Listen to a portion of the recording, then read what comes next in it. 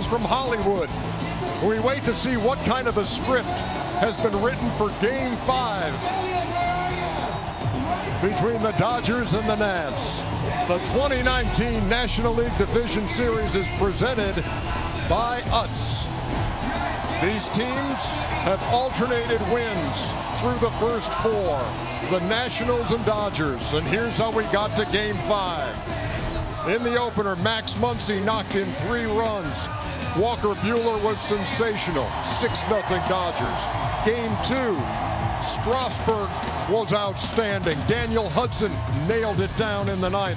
Washington 4-2.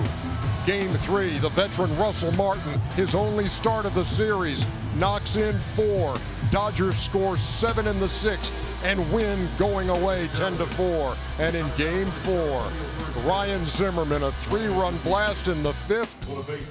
The Nationals win it 6-1 and tie the series up at 2 games apiece. Hello, everybody, and welcome to Los Angeles. I'm Ernie Johnson, along with Jeff Francoeur.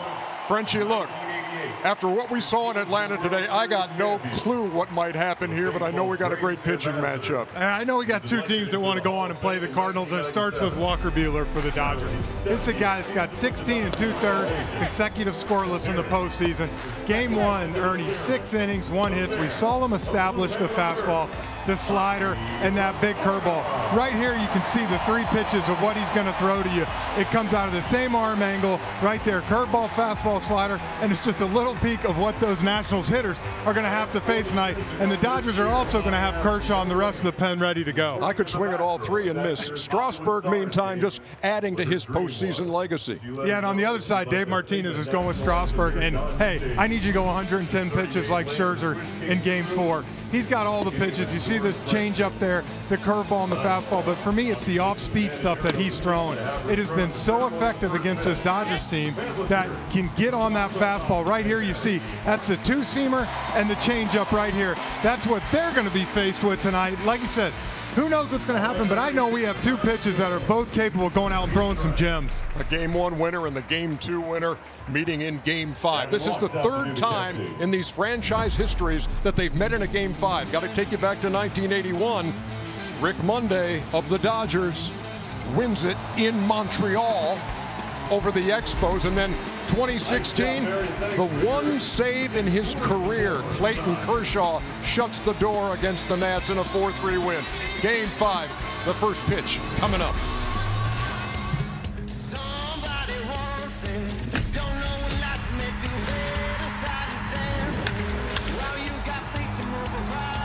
Man, you talk about an electric moment.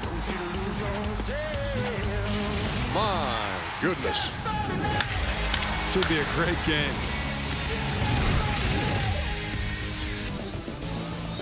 The greatest escape from LA rush hour would be a seat at Dodger Stadium. Game 5 between the Nationals and the Dodgers. St. Louis Cardinals are waiting on the winner of this one. Let's check in with Alex Chappell. Alex. Hey there, Ernie and Jeff. Well, the Nationals are facing elimination for the 3rd time in 8 days. Talking with Davey Martinez just a little bit ago, he said, let's not focus on any of the Game 5 history for the Nationals. How about what our ball club has done all season long? From May 24th, we only had a 3% chance to make the postseason. We did that. We won the wild card game. We won Game 4 to force a Game 5. So let's do it again tonight. Go 1-0. He told his players that he packed a lot of extra clothes in his suitcase, and he said, let's keep it rolling, guys. Thank you very much, Alex. Let's take a look at the starting lineup for the Nationals, same as Game 4. Trey Turner leads it off, then Adam Eaton, Anthony Rendon, Juan Soto, the 20-year-old in the cleanup spot. A couple of veterans back-to-back, and Howie Kendrick and Ryan Zimmerman. Kurt Suzuki again behind the plate. Michael A. Taylor gets another start in center field. Victor Robles, after that hamstring injury, unable to get back to it. And Walker Buehler gets the ball from Dave Roberts. And you can see exactly why Dave's giving him the ball. Game 1, 6 innings, 8 Ks, only 1 hit, 3 base on balls that 1 inning. But other than that, he was spectacular. He's on full rest, got an extra day, actually, and we all know how live his fastball is. They're expecting him to do big things and turn it over to that bullpen with Kershaw in it. And catching them tonight behind the dish. Will Smith's caught all 4 games other than Russell Martin, going around Turner, Seager, Muncy, Beatty at first. And then in the outfield, Hernandez getting the start in left tonight. Bellinger, Peterson. One thing to watch, Seager short, no errors the last 38 games. Been money. This guy's been money in the leadoff spot for the Washington Nationals. Trey Turner, 17-game on-base streak and has hit safely in 16 of those 17. First pitch of the game is swung on and fouled back. Trey Turner in the Game 4 win in that elimination game scored a couple of runs, was 3 for 5, and said afterwards, "Look, that's my job." Breaking pitch stays high. 1-1. Yeah, they rely on him and Eaton to get on base, steal, make it a little hard on that pitcher and defense, and give Rendon and Soto a chance to get some RBIs. 1 ball, 1 strike, and now Buehler ahead, a ball and 2 strikes. A lot of the narrative going into this game, Jeff, is how important it is to score first, get something on the board, maybe see if you can get the wheels in motion, move a runner over, get that first run in. And Turner goes down swinging to start things off here in LA. And that's what Buehler got him with the first time back here last Friday night. That fastball right there, 97, just beats you to the spot. It jumps out of his hand, and that's something that the Nats are going to have to find a way to get on top of that ball and put it in play tonight. And so Adam Eaton steps in. 3 for 12 in the series, 3 for 15 in the postseason. Got to add that wild card game to all the Nationals numbers, and he swings right through that 0-1. Buehler allowed only 1 hit in his 6 innings of work, and the one time he got in trouble in that game, Jeff, was in the 4th inning. He walked him loaded, but then he got Asdrubal Cabrera on a comebacker to get out of the trouble spot. Well, and Dave Martinez said today that the Nats were going to try to be a little more aggressive early in the count to get to some of those fastballs. Tonight, both times they've swung at the first pitch but haven't been able to put it in play. Ball and a strike to Eaton, who hits it right on the ground. And Beatty made the play for the second out. Yeah, and right here you'll see what these hitters face when you talk about what Buehler has in his arsenal right here. He's got 2 fastballs, really a 4-seamer and a cutter that he works off that slider and curveball. And that's the thing he does so well. He can get that curve at about 80 miles per hour, but still get it to 98. That's what makes it tough to face him. And Anthony Rendon steps in. He's 4 for 12 in the series. He's knocked in 4 runs. He's walked 3 times.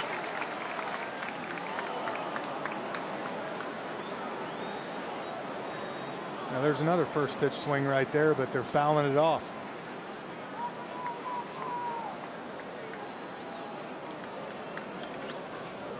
Buehler to the plate. That misses, a ball and a strike. That's Alfonso Marquez behind the plate, calling the balls and strikes tonight.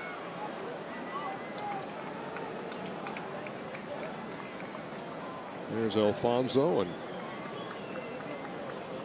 we'll get the rest of the umpires to you shortly as Rendon takes outside.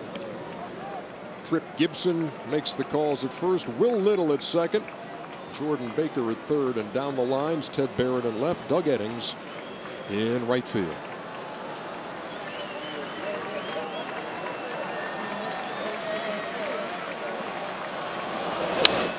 In the air to right center field, and pretty well hit. Peterson goes back to the track and makes the play. Rendon gave it a ride, but it's 3 up and 3 down. Order here for Game 5. Jock Peterson followed by Max Muncy and Justin Turner. Cody Bellinger looking for his first RBI of this series. Hits cleanup. Then it's Matt Beatty, Corey Seager, Kike Hernandez, Will Smith, and Walker Buehler Steven Strasburg gets the start for Washington.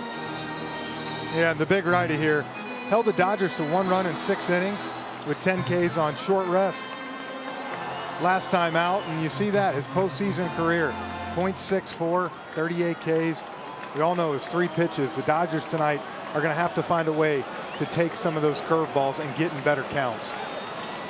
And has never allowed a home run in the postseason in those 28 innings of work.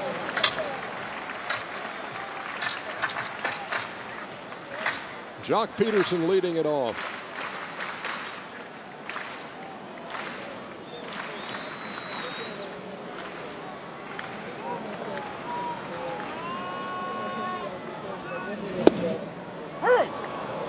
A ball and a strike as Strasburg, who was so impressive in Game 2, was perfect for 4 2/3 before Will Smith singled. Peterson goes the other way to deep left. Soto goes back, and that ball is, well, let's see what Soto is saying in left field. I think it went through the fence. It looks like it might have. Yeah, I think so. Peterson takes a look over his shoulder as he hits the plate. We're going to have to take another look. Ted Barrett is going out to see Soto.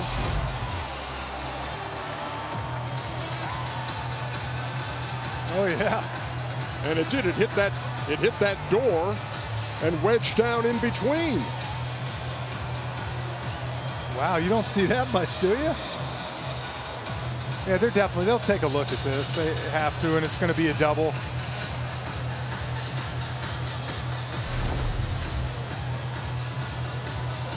I tell you what, Ted Barrett's had himself a couple of games working the foul lines. He had that shot by Peterson in Game 4 that was just foul, and here, Peterson right into that swinging door in left, and that's got to be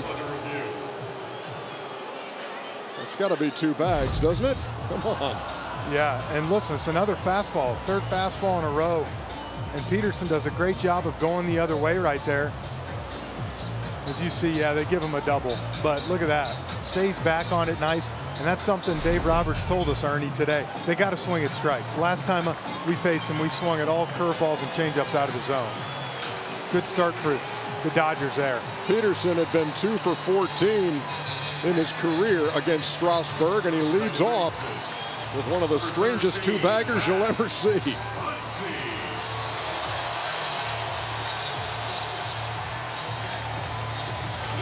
Now here's Max Muncy. He's struggled against Strasburg. A lot of guys have. He's 0 for 12 with 7 strikeouts. But he bats here with a runner in scoring position in the bottom half of the 1st. Talk about what the Dodgers have done with runners in scoring position in that big inning they had in Game 3. Remember when they scored 7, they were 3 for 4 with runners in scoring position. The rest of the series, they're 1 for 26. But here's a spot early to try and break through. That's going to miss again, 2-0.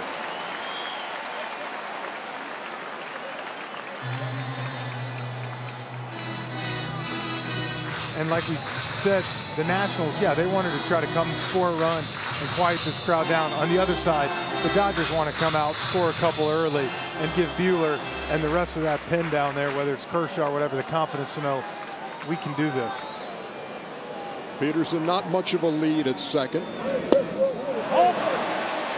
And it's 3-0 to Muncy, who's homered twice and knocked in 5 runs in this series. He and Justin Turner, the on-deck hitter, have been doing the damage offensively.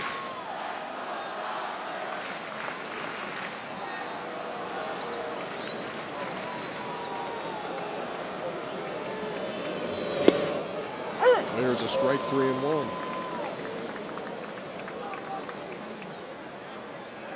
Strasburg went 6 in his start in this series. 1 earned run, 3 hits, struck out 10, didn't walk a batter, and threw 85 pitches. Including the wild card, he struck out 14 and walked nobody. In the air to right center field. Adam Eaton goes back. Adam Eaton has no chance. 2-run homer. Dodgers on top in the bottom of the first.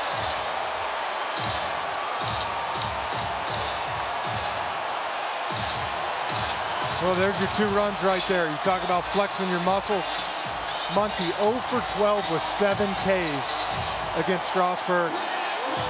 Waits gets the 3-1 pitch.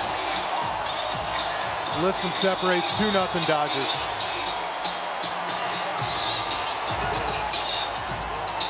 Third baseman, number 10, Justin Turner. Muncy's 3rd home run of the series gives him 7 runs batted in. A 1-2 punch right to the jaw of Steven Strasburg here in the bottom of the first, and Turner takes down low. That's a fastball a little bit up, but when it's 3-1 like that, Ernie, you're sitting dead red that pitch. When it's 1-2, you get a swing and miss on that pitch.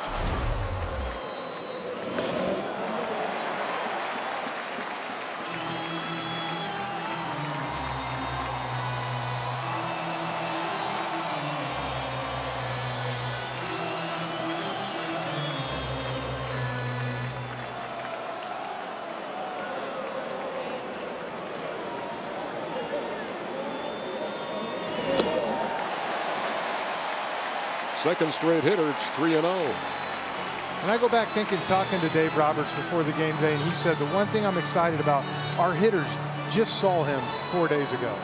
And you got to believe that that gives you an idea of what those pitches. We saw it last night with Justin Verlander, who's been so good, Ernie. The Rays, Kevin Cash, your manager, said we saw him 4 days ago. They had much better at-bats against him.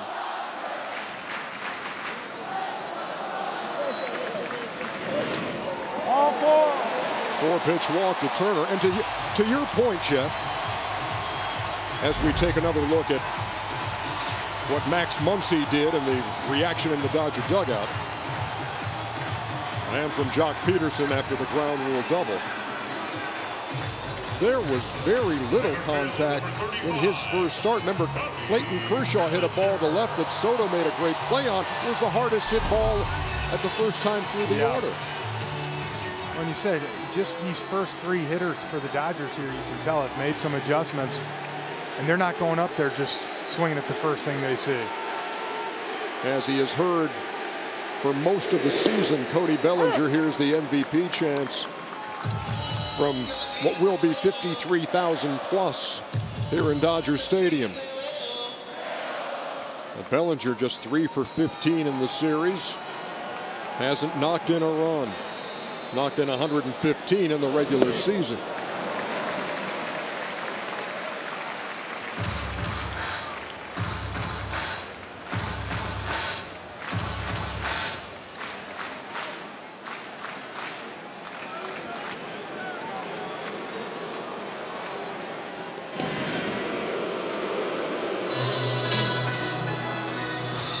Strasburg had the most wins in the National League with 18. He worked the most innings, 209.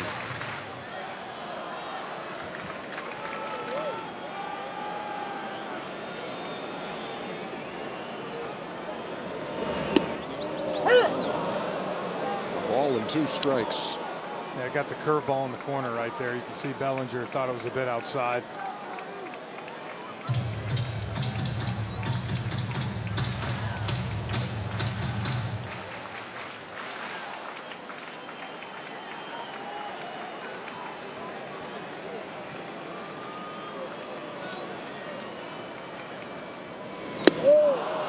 And he strikes him out for out number 1.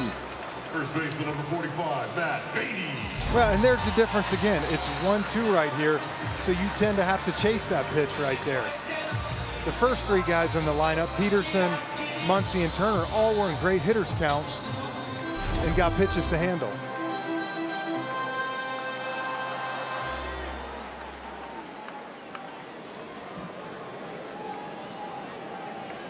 Matt Beatty, one of 2 rookies in this starting lineup for the Dodgers, and a decisive Game 5 in the National League Division Series.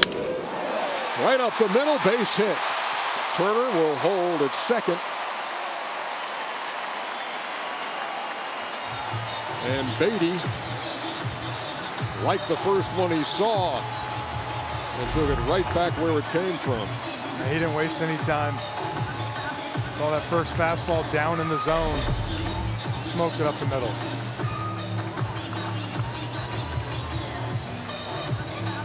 That brings up Corey Seager, who's another RBI guy for this team. Had 87 out of the shortstop spot this year. And he doesn't have one yet in this series.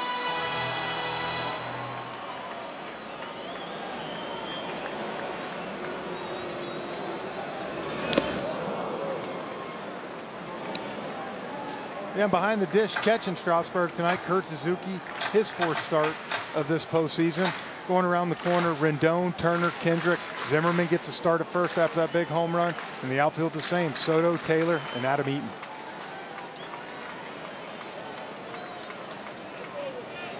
Seager waiting on an 0-1.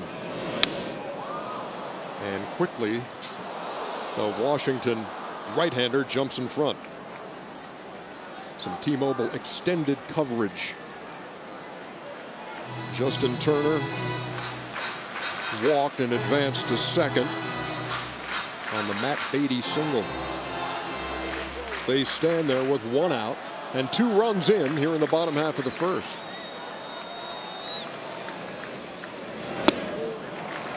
Well, I think that's what makes this Dodgers team so tough right here.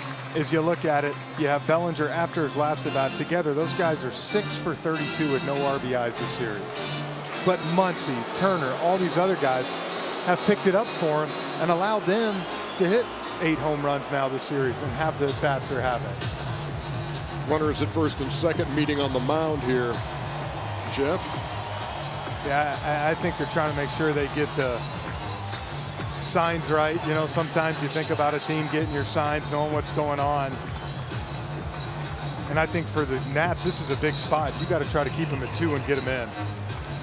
Speaking with both managers before the game, Dave Roberts and Dave Martinez, both stressing, yeah, jumping out with the first runs in this game, huge.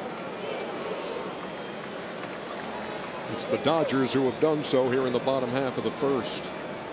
A ball and 2 strikes to Seager, who takes 2-2. The Washington Nationals could use something they haven't had in 4 games here, and that's a double play ball.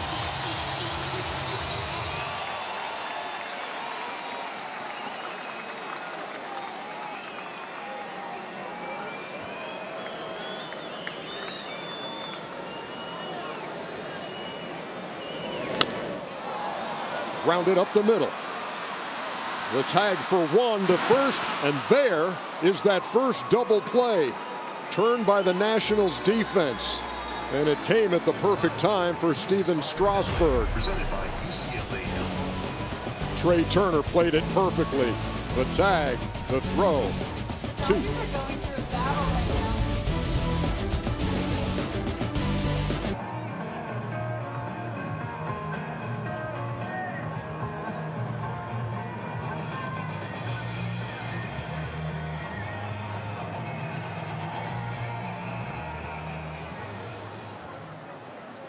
Juan Soto will lead it off for Washington. Top half of the second inning after the Dodgers came to the plate and scored 2 off of Strasburg. And that's down low to the 20-year-old left fielder.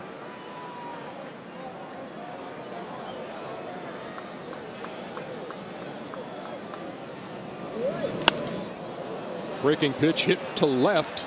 And that ball is caught by Kike Hernandez. He got all turned around and made the play. Soto, meantime, is in between second and third and just got the bad news.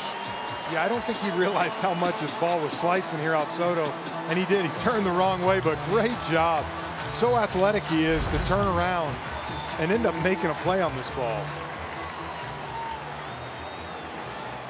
You see that right there.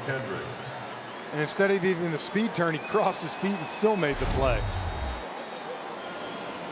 Now here's Howie Kendrick. Strike at the knees, 0-1. We've seen a couple of strange things. We've seen that the Jock Peterson ground rule double. Saw that in the bottom half of the first inning. And a ball that looked like it may have been a home run, but turned into a ground rule double. And when we get a chance, we'll have the little interaction between the home plate umpire Alfonso Marquez and Jock Peterson. Listen up.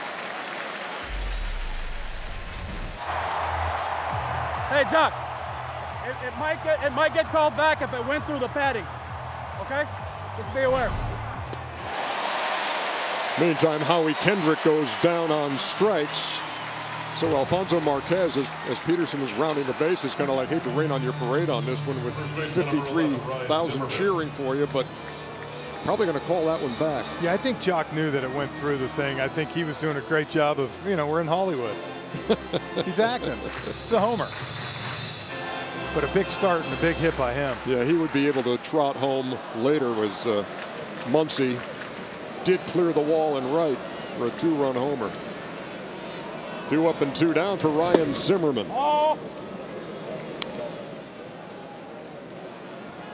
Zimmerman the other night had struck out a couple of times and comes up in a righty-righty situation. Dave Martinez says he thought for a second about pinch hitting Asdrubal Cabrera as Zimmerman slaps it up the middle for a hit. Thought for a second about pinch hitting Cabrera in that situation. Stuck with Zimmerman, and he hit a 3-run homer that propelled the Nats to the win in Game 4. Yeah, and you see a fastball up. Zim's the one guy that likes that fastball up right here. You saw it versus Baez the other night, and then right here. As you said, you even asked Davey, 4 or 5 seconds? He said, no, just 1. He's my guy. And now here's a guy who's looking for his first hit of the postseason. Kurt Suzuki is 0 for 8 in the series. He's 0 for 11 postseason combined. And back to Zimmerman for a second. That home run he hit was the highest pitch hit for a homer by a Nat in 2019. It was nearly 4 feet off the ground. That information from the StatCast folks. And he went up and got it. 0-2 now to Suzuki. And that's what Buehler, you can tell right now, to me, is under control out there, kind of like we watched for Scherzer the other night back in Washington. He's not trying to overthrow. He's staying about 97. Got a nice slider curve combo. Right now, he's getting on a roll.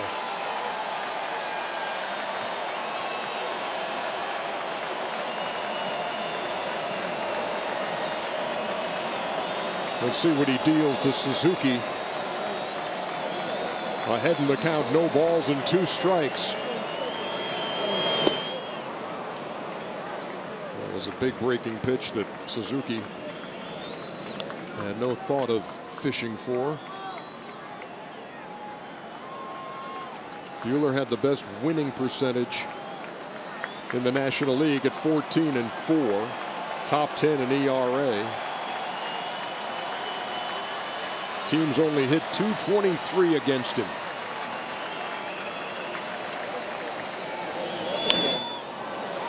Fouled back this way.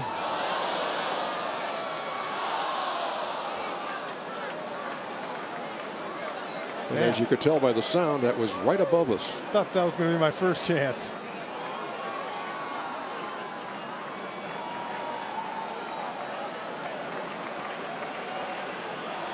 Nats against Buehler. 0 for 15 when they got 2 strikes. Tapped up toward third. Justin Turner on the run, throws him out. And we head to the bottom half of the second in Game 5 in Los Angeles. Making it 16-6 today. I just can't believe what we were watching when that was unfolding. I mean, you see a team score 10 runs in the top of the first in a playoff game. And they They win it 13-1. Yeah, not even. I mean, it's game 5. You know, it's a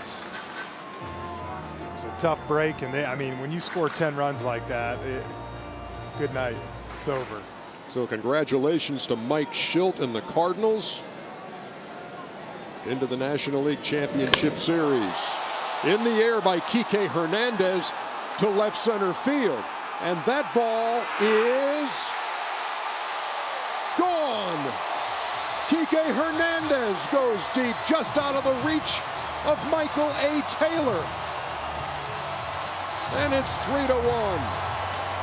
I'll tell you what, the right-handers on this team love to get the ball in the air and let it go.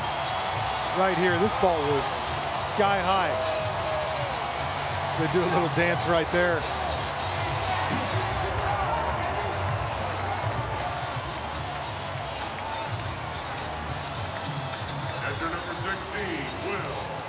Had to wait to see if Taylor was doing what we've seen a few outfielders do from time to time. You go up, maybe you take one back, and you wonder, did he catch it? And they'll show you the ball.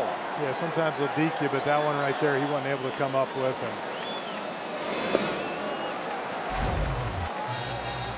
Take another look. That's a fastball. You see, as good as he was location, as you see, he just missed it. Trying to go away with that fastball right there, left it down the middle. Taylor gave everything he had. And Will Smith takes a strike, 1-1. So the Dodgers have come up with 3 runs early against Strasburg in game 5. And now he continues to work on the number 8 hitter, and there's a liner right into the mitt for out number 1. Yeah, and there's a curveball that he threw. And you can just see right now, stuff not sharp yet. That ball kind of just hung right there. That's not the one we saw the other day. Lucky it was hit right back to him. He had one of those in game 2, hit by A.J. Pollock to end an inning.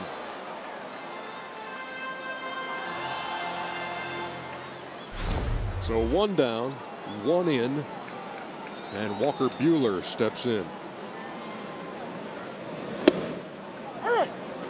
He was 5 for 59 in the regular season.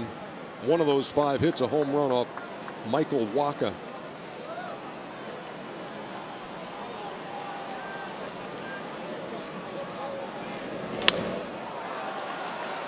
Howie Kendrick will scoop that at second and throw him out for out number 2.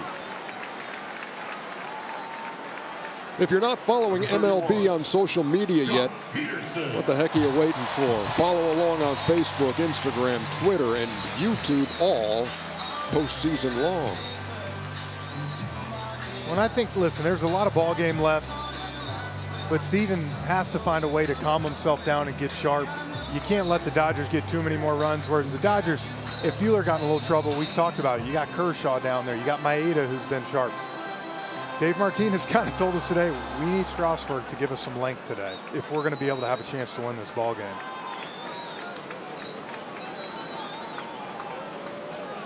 Two down, nobody on. And Jock Peterson.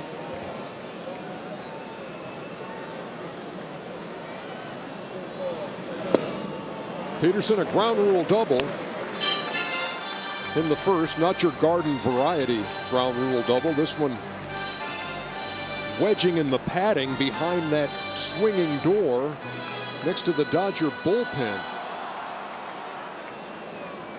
Max Muncy followed with a 2-run homer to right.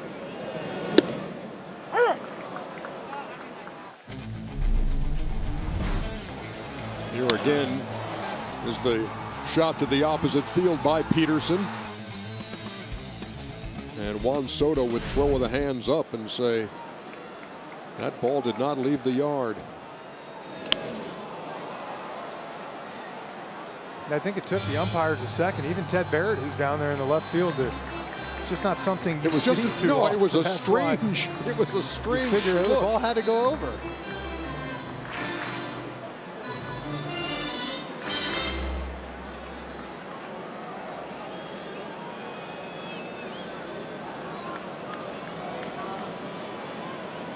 Ball and 2 strikes to the Dodgers right fielder, who lines a single to center. They've had so much better swings against Strasburg this time than they did in Game 2.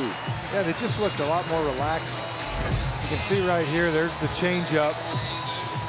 And it's really not a bad pitch. It's a really good pitch, but it's a great job of hitting, of going down and put in play. And look, the first 4 innings in the first 4 games, Dodgers had 2 runs tonight, already in the second inning with 3. Number 13, Max Muncy. That brings up Max Muncy, who had his first career hit off of Strasburg his first time. He had been 0 for 12 and then took him yard.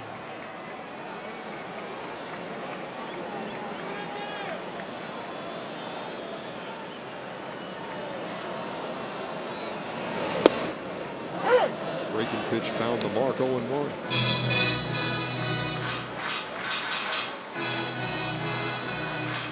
Muncy hit 35 homers in the regular season.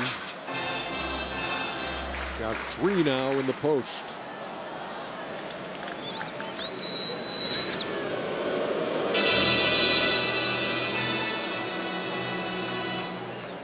We saw George Lombard, the Dodgers first base coach, getting together with Peterson at first.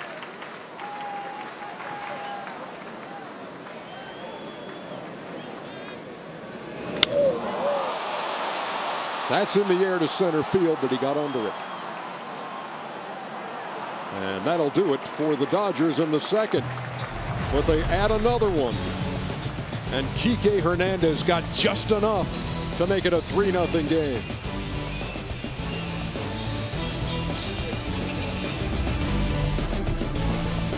Was with you. What do you think Ted Barrett, the crew chief, and Alfonso Marquez, the home plate umpire, are talking about with Dave Martinez here? I have no idea, but Dave's not happy about something, you can tell.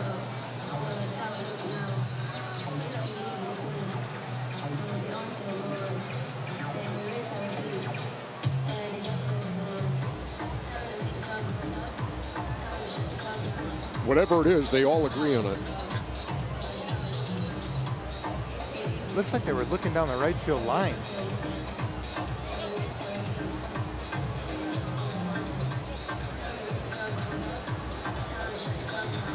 And now Jock Peterson is talking to Doug Eddings, the right field umpire.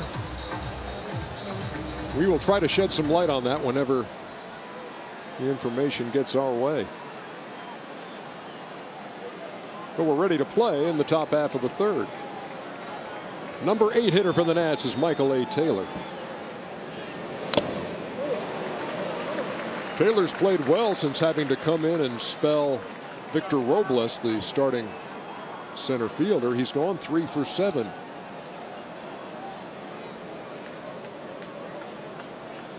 Yeah, I thought we might see Robles tonight, but that's the problem when you play a premier position like center field. For him, his whole game's running. And that hammy is barking at you a little bit, yeah.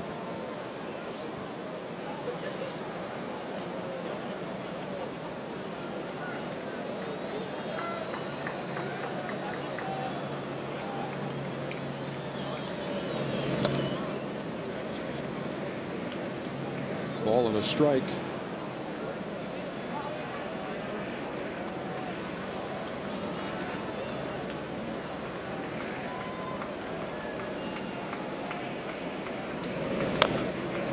Tapped foul at the plate. Ball and 2 strikes.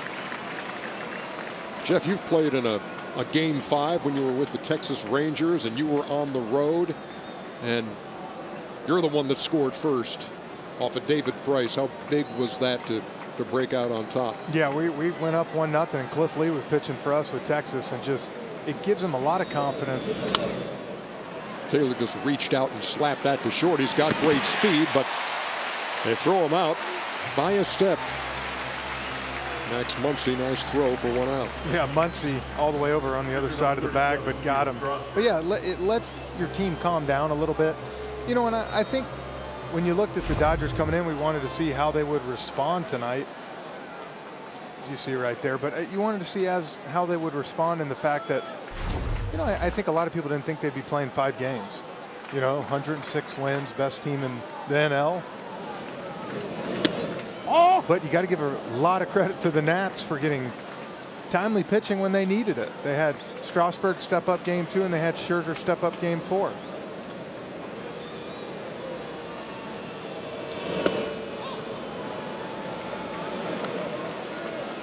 But on the other hand, Ernie, you see how fresh Buehler looks out there tonight, and when you don't bring a guy back on short rest and you let him, he's actually got an extra day of rest from pitching last Thursday night.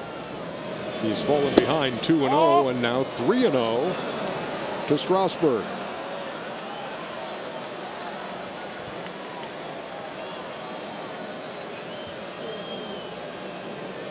Bet everything you have, Frenchie, but there will be no swing right here. It's 3-1.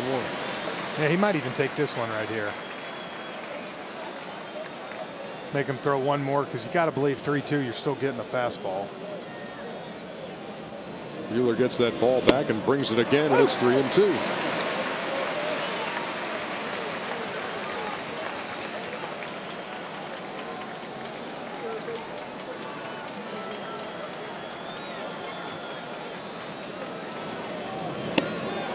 But he deals inside on the payoff pitch, and Strasburg draws a 1-out walk.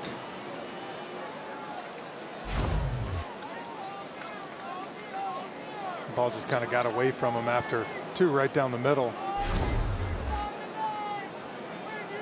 First walk of the night for Buehler, who was in the top 5 in walks per 9 innings. See if the Nats can take advantage of that. Top of the order in Trey Turner, who struck out his first time. Buehler has struck out 2.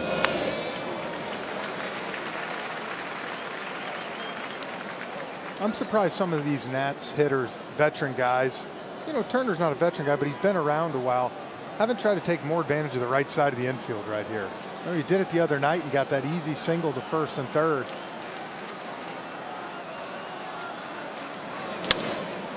Grounded to short.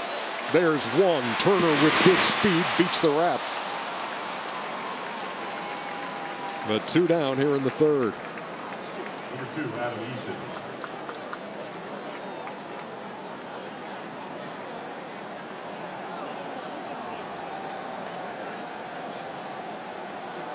Not really a double play ball as Turner reached out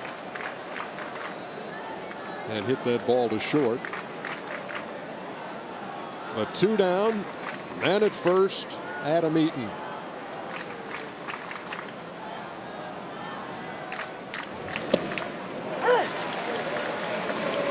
See if Turner tries to take a chance here in a minute. No stolen bases this whole series for the Nats. No stolen base attempts Yeah.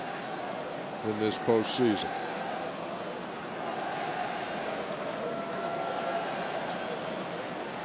And this from a team that swiped 116 bags, tied with the Cardinals for the most in the National League. They tried to run earlier in the series. Soto was doubled off on a line drive.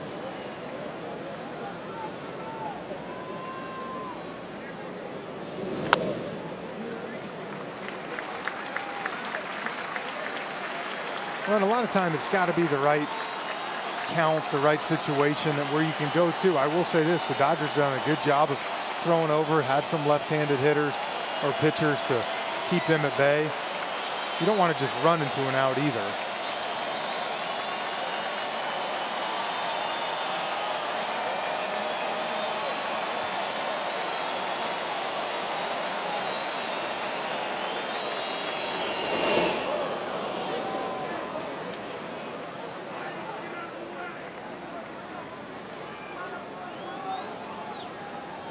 Great stop by Smith right here. Darn near got a piece of Adam Eaton. And the rookie catcher made the stop.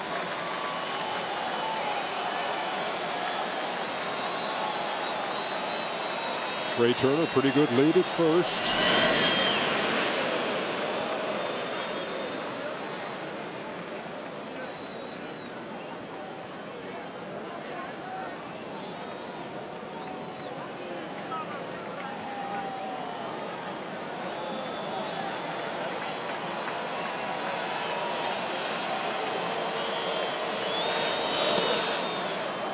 And threw the breaking pitch inside and missed 2-2.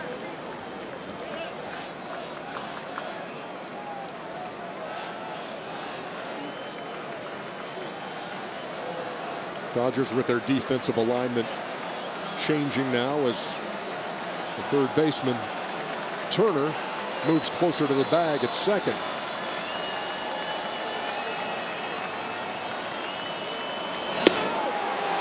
And no pitch. Yeah, Buehler's not happy about it. You can see he had some words for Alfonso Marquez.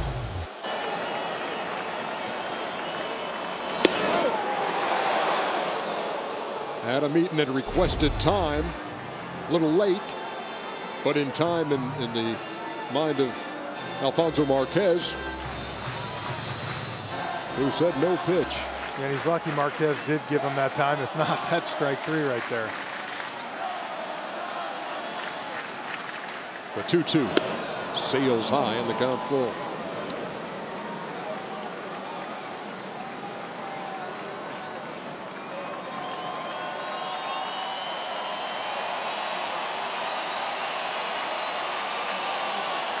Nationals trying to get something going here with 2 out. And Eaton waiting on a payoff pitch from Buehler, who steps off.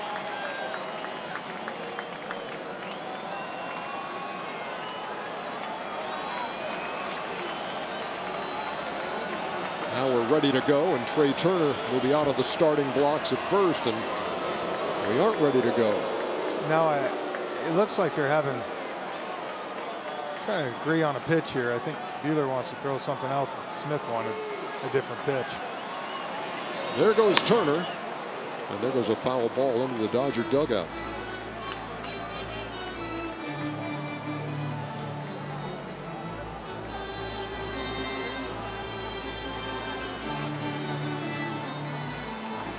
National League RBI leader Anthony Rendon on deck. And he had 3 big RBIs in Game 4. I'd love the chance for him to get up here if you're the Nats. Grounded to the left side. Seager's the only guy over there, and he throws him out. We head to the bottom of the third.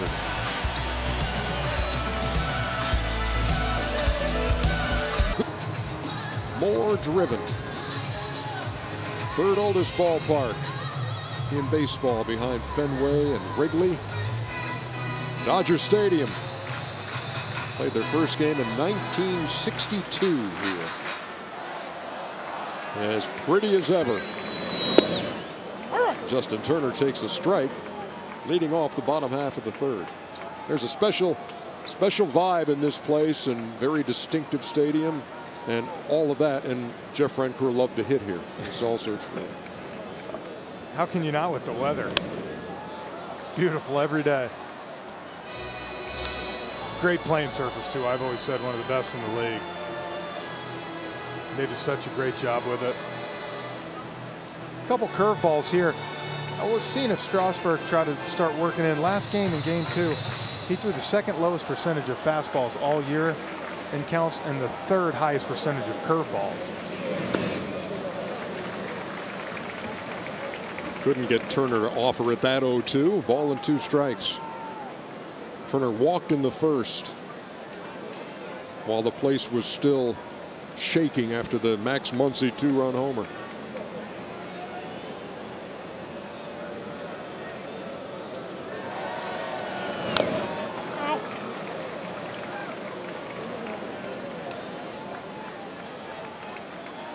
You see Turner's jersey. He's always got that pine tar from how he holds the bat. They sell jerseys here with that pine tar look on them. It's perfect.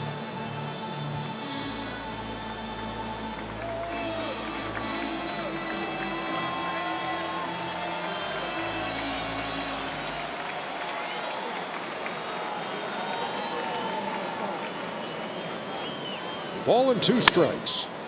And that's to first, where Ryan Zimmerman will take it himself. 1 down. Number 35, Cody Messenger.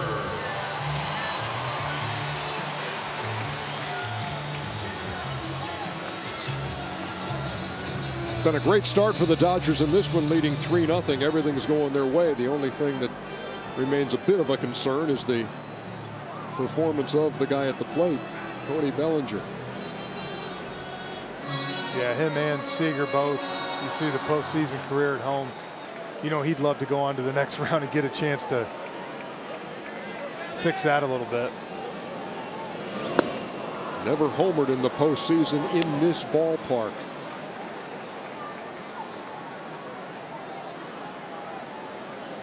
And you can see the spray chart why they're shifting that way. But in the outfield, I thought Bellinger's done a good job of staying gap to gap this year. If you're just joining us, Steven Strasburg getting the start for Washington, a guy who in his postseason career, 28 innings, had never given up a home run, and he's given up 2 here tonight. Max Muncy and Kike Hernandez. It's a 3-0 game. Bellinger fouls that back.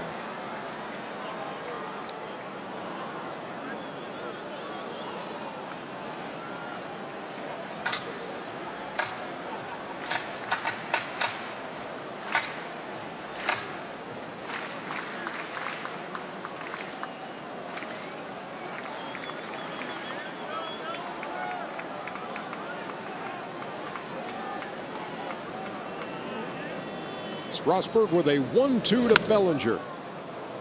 And we'll do it again.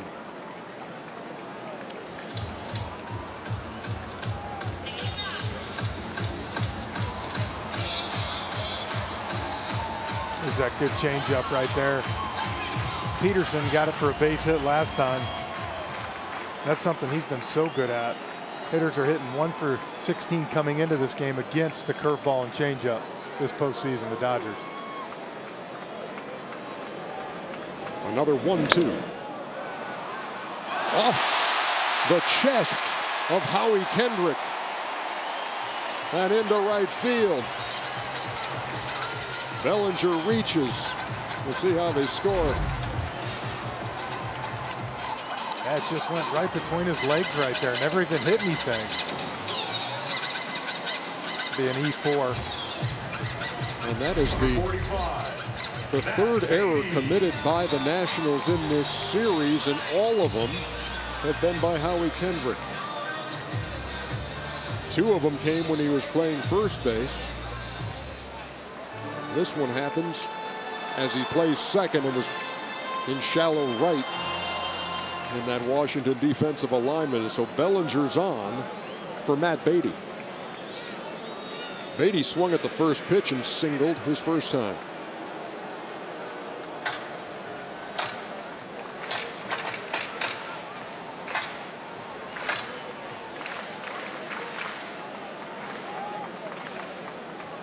Beatty played 99 games as a rookie, hit 9 home runs, 46 runs batted in. Had a walk-off home run to his credit in June. 12th round, he was signed out of Belmont University. You don't always have to be a first or second rounder out there. There are some gems to be found. Dodgers have had a knack for doing so. Pretty good bluff over there by Bellinger, who was 15 out of 20 in the regular season and their biggest stolen base threat. Yeah, he took one the other night. You've seen him. I wouldn't be surprised the next couple pitches to see him take off. He's got great speed.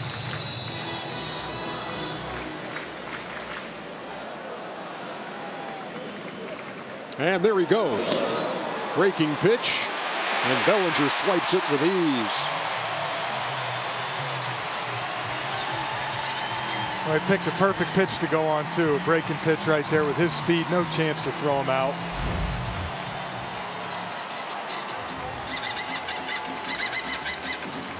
I can't hear you, Dodger fans. Easy stolen base. And you saw Turner as he applied the tag and held it on him just in case Bellinger would pop off the bag, but he held it. So an opportunity for Beatty with a runner in scoring position.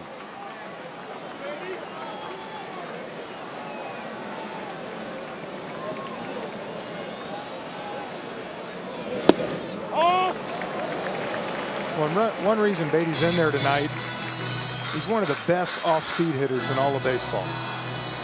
And we saw in game 2 how many curveballs and changeups Strasburg threw.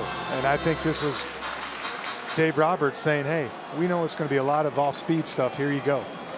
And he smoked the first at bat.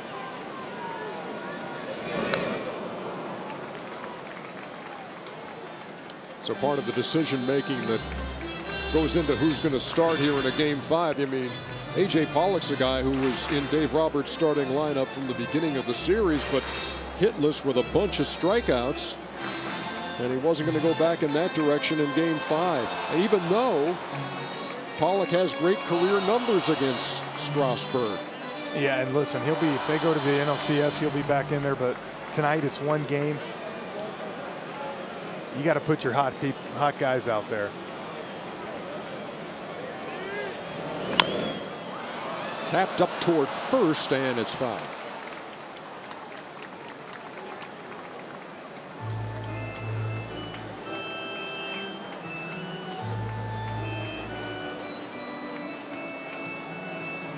Dodgers got 2 in the first on a Jock Peterson ground rule double and a Max Muncy homer.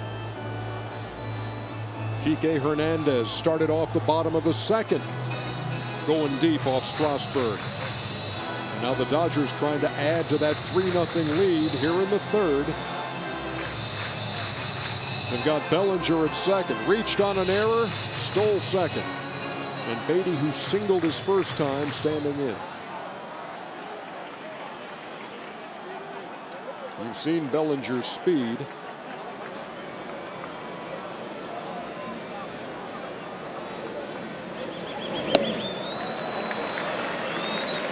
Three balls and 2 strikes.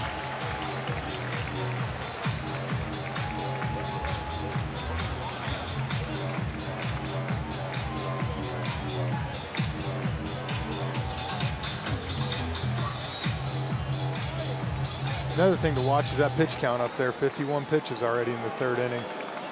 With that error by Kendrick, got to figure that's going to add 5, 6, 7, 8 pitches this inning to his work.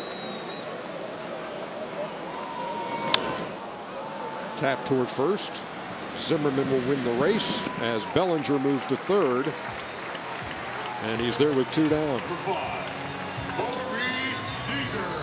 And Jeff, you know, in a game 5 situation like this, you can talk all you want going into the game about, well, on paper it looks like this and it looks like this, but then here comes an error that leads to, you know, another opportunity. You saw it in Atlanta today, how big it was.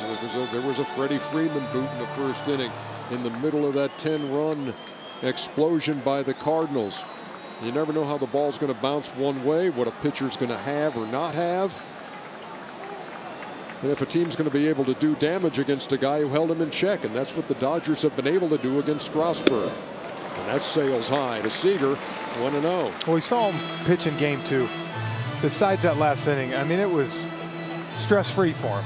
Just going out there, throwing, coming right back in. Tonight it's been the complete opposite. And an error like that, all of a sudden you got a guy in scoring position and you got to make a pitch.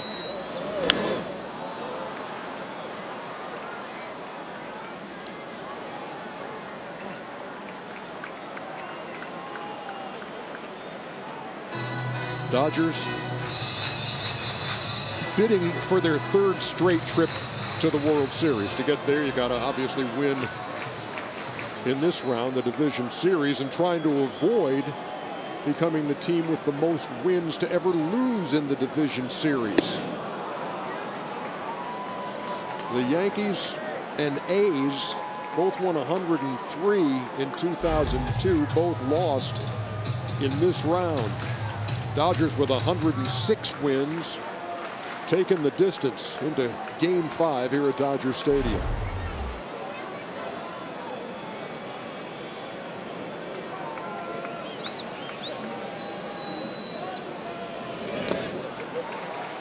Great job by Suzuki to keep that ball from going to the screen and allowing the fourth Dodger run to score. Yeah, and you see he's going a lot of fastball changeups right now. Doesn't look like he's got the confidence in that curveball that he did last Friday night here at Dodger Stadium. That's Paul Menhart, the Nationals pitching coach, keeping a close eye on Strasburg, and Cody Bellinger halfway down the line, dancing off a third.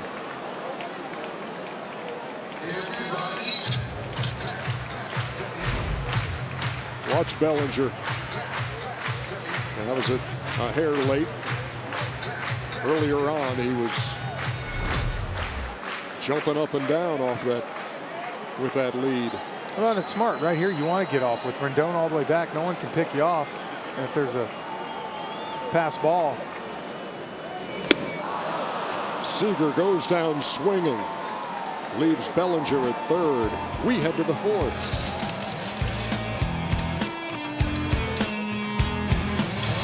Struck out Turner on right there. And it just explodes out of his hand. And he's a big guy, Ernie. We saw him before game one, and he talked about that spin rate. It's a big deal to him. You've heard Kershaw talk about it. StatCast AI powered by AWS.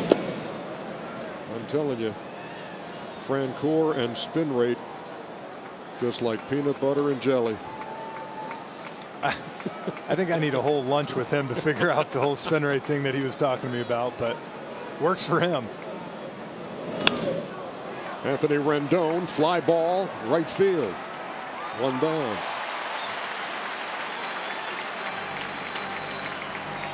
Authentic on-field caps, tees, jerseys, hoodies, and more. Get all your Division Series gear and suit up with your team at the official source, MLBshop.com.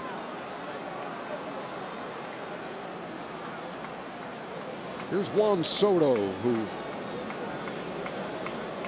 flied out to left, hit the ball really well. A ball that was tailing away from Kike Hernandez, who took a little bit of a different route to get it, but flagged it down to lead off the second.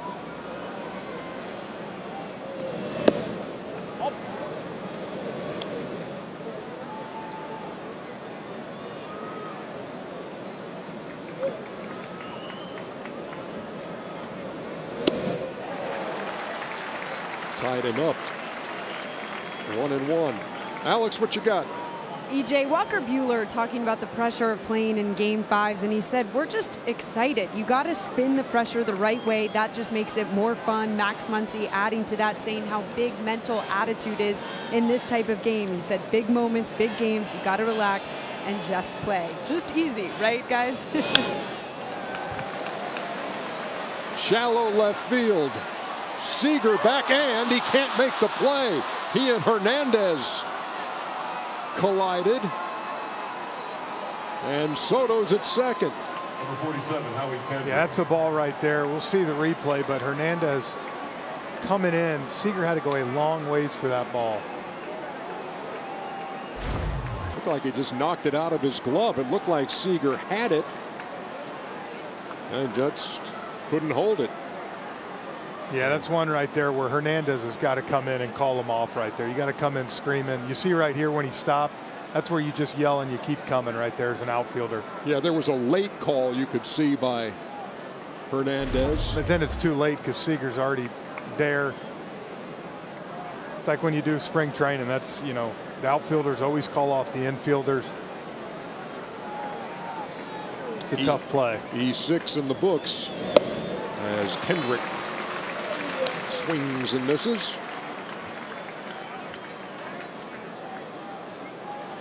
So a chance for Washington. Get on the scoreboard, take advantage of that LA misplay.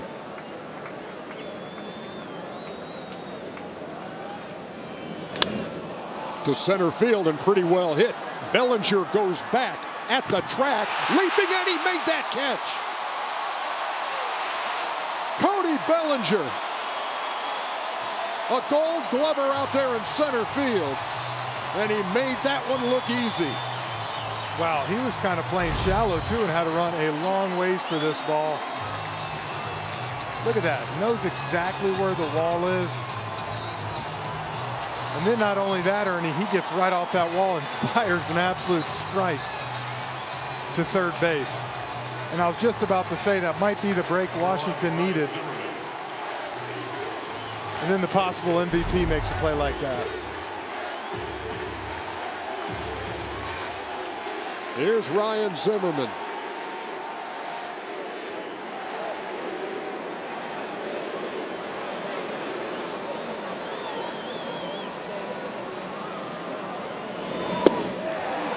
Took something off, and Zimmerman way out in front, 0-1. Another look. Perfectly timed. And then threw a seed from center field.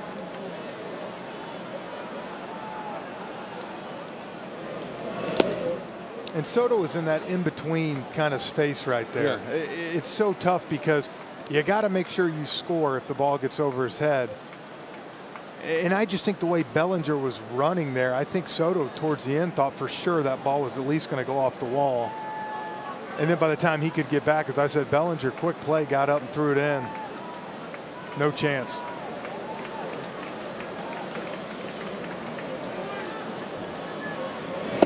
Oh, no. Tried to check his swing. The trip Gibson. Says you win. 1-2.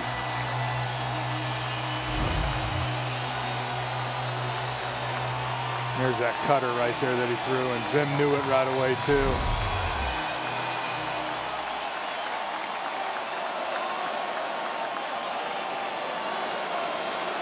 Soto with a lead at second. Oh! Boy, Will Smith held it right there. It's a tough pitch to lay off right there, but definitely a ball out. Tried to bring it back in. Veteran move by the rookie catcher.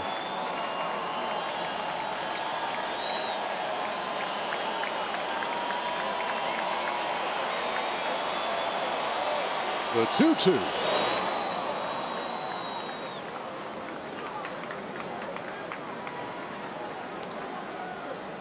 Zimmerman singled his first time. Yeah, I got to believe here you're going to see that cutter or that curveball right here. He already tried the high fastball. We saw Ryan hit a home run in Game 4 and then a single up the middle. He likes that high elevated heat. See if they try to stay away right here.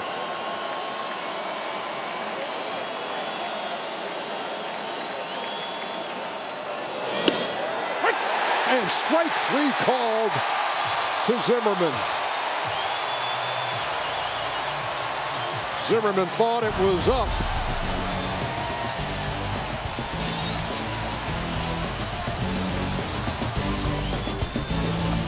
Bellinger, that was in, and this was tonight, moments ago. Yeah, and if you really have watched him all season, even if you've only seen the highlights on SportsCenter, I gotta believe this guy's about to win his first Gold Glove this year. He has been excellent out there. Here's Kike Hernandez.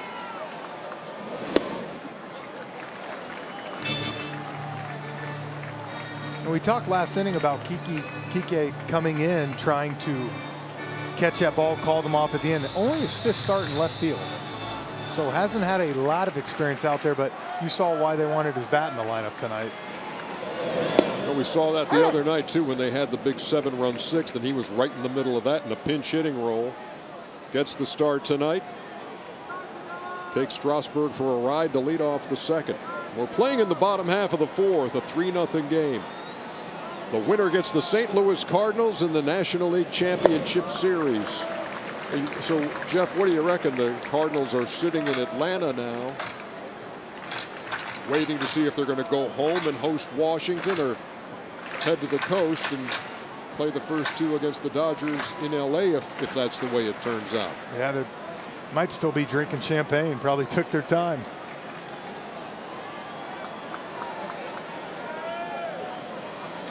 Two balls and a strike to Hernandez, who was out in front 2-2.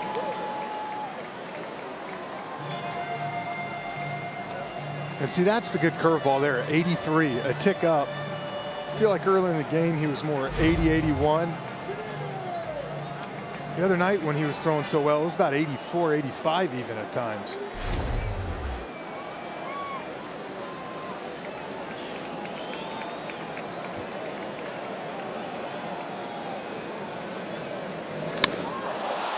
The 2-2 is hit to center field, where Michael A. Taylor squeezes it for out number one. I'll tell you what, you used to have a night game in LA, and anytime a ball would go up in the air, for the most part it was an out. And now just with the baseball this year and the home runs, every time a ball goes up you hear everybody. They think it's gone. And I mean, it looks like it has a chance every time. Here's Will Smith. Lined right back to the pitcher his first time.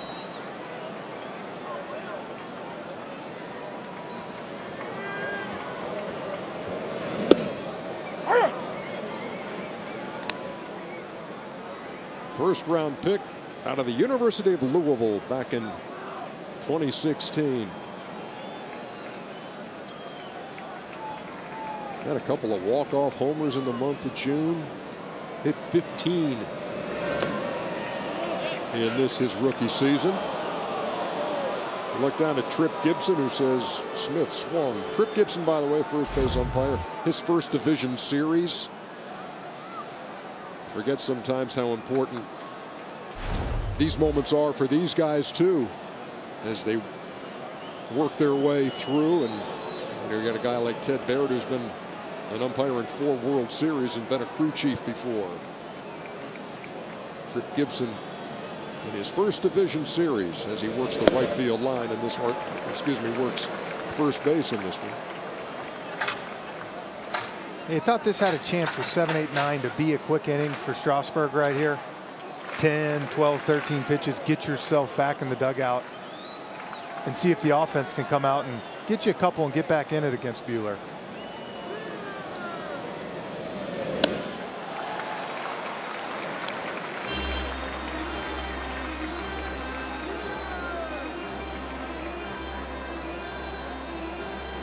Nats will have the bottom of the order in the 5th against Walker Buehler.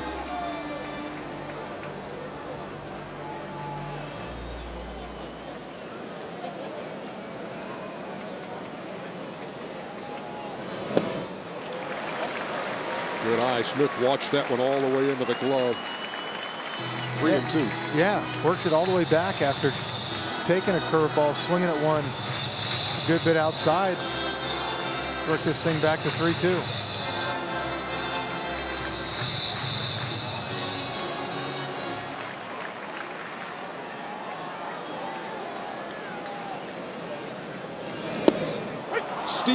Strike 3 called.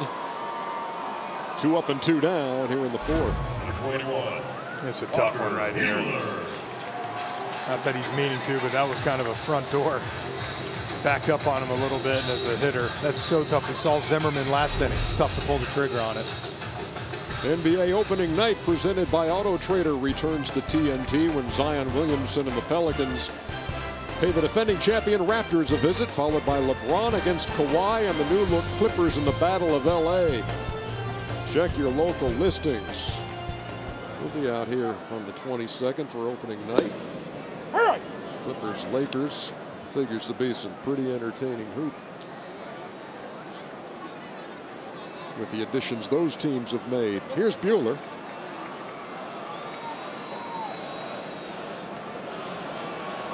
Strasburg looking for his first 1-2-3 inning.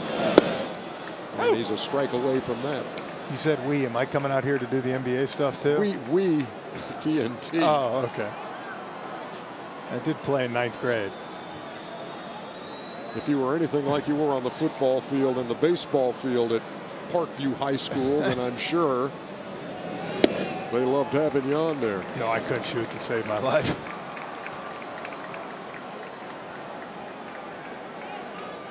A ball and 2 strikes.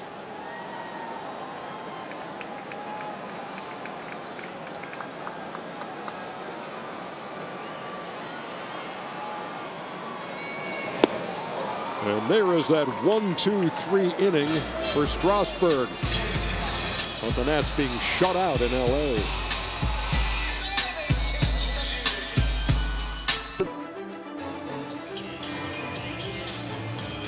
Walker Buehler working on 20 2/3 consecutive scoreless innings in his postseason career, and you see how much more efficient he has been in this game than he was in game one when he was lights out. Yeah, he ran that fourth inning last time. He ran into trouble when he walked 3 guys, but he's only had 1 inning where he's had to really work, and that was the last inning, and it was because of an error. Beauty of a breaking pitch to start off Kurt Suzuki. It's 0-1. Suzuki rounded out his first time. He's 0 for 9 in the series. Oh!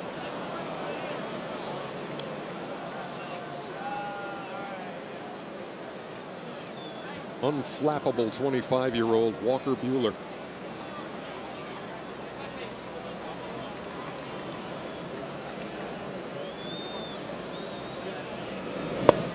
I mean, he gives you the impression, Jeff, that it's the pulse hardly registers.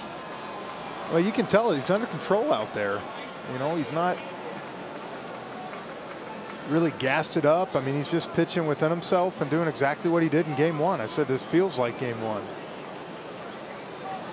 2 balls and a strike. Hey!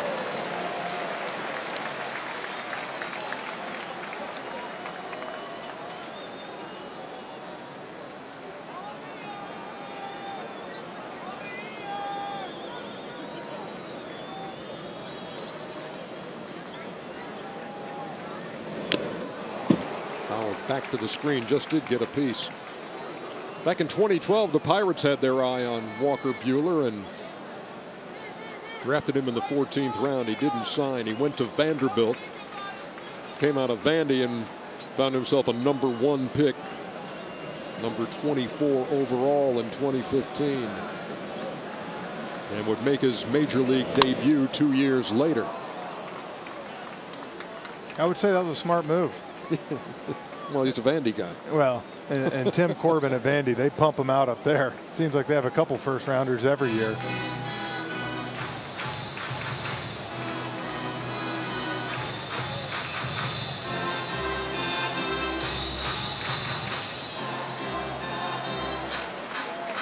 All right.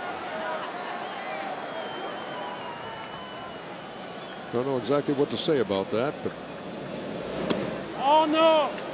if that's one of those comfort dogs, then he's doing his job. It's a 3-0 lead. Yeah.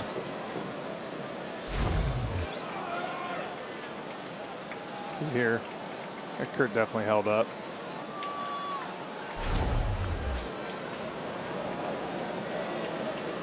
Nationals need traffic on the base paths, and they will get a leadoff walk to Suzuki. Number 3, Michael A. Taylor.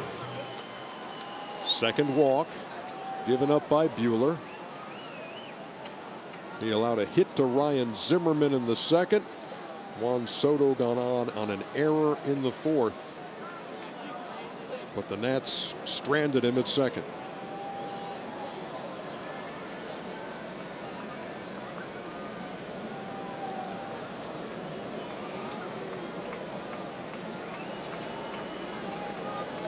Taylor bounced to Muncy his first time and takes a strike. 0-1.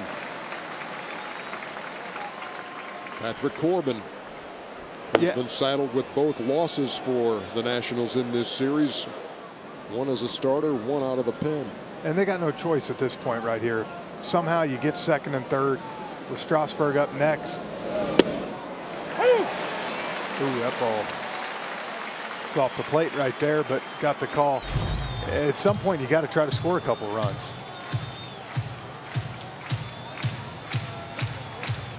And no one's hitting that pitch right there. Well, Taylor didn't want to. Slapped into center field for a base hit. So Taylor,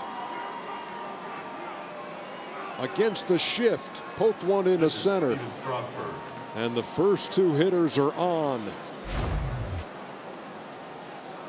Well, you see right there where Muncie's playing right there. As we said, that was an opportunity. Turner, some other guys we watched, pulled the ball. This one right here, you see, he just stuck his bat out there. He's had the whole right side. And now you kind of catch a break because you get Strasburg to bunt him over to get second and third, and you're able to keep him in the game. That was the first hit with a 2-strike count for the Nats off Buehler. So the runners lead from first and second, and now a snap throw back to second. As Strasburg laid off on the bunt attempt, it's 1-0.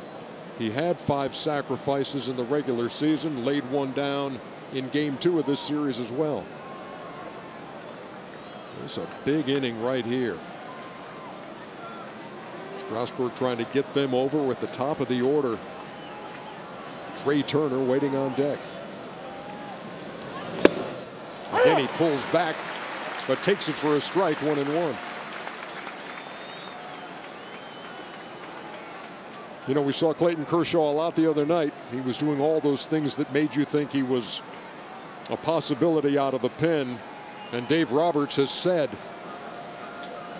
when he needs to go to the pen, he would like to piggyback Kershaw and Buehler. Buehler missed again, 2-1. Well, and this is, I think, where it's the first time where it's really interesting to see how the Dodgers are going to play this. I personally still feel Walker Buehler's in complete control right now.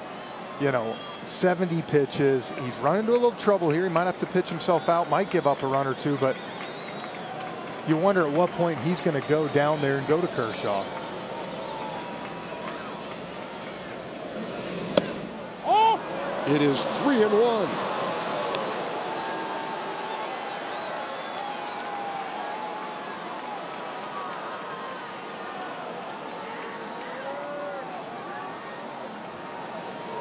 It's going to be tough right here, but this can't be just an automatic take, because then if you get to 3-2, you really, as much as I'm sure he'd love to walk, you've got to get these guys over to second and third right here.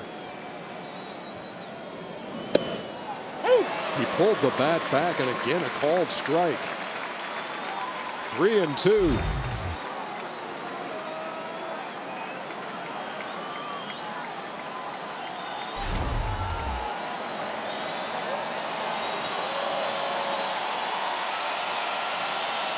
Going to try to lay one down with 2 strikes. He does. It's foul. Goes in the books as a strikeout. Runners stay at first and second. Strasburg did himself no favors.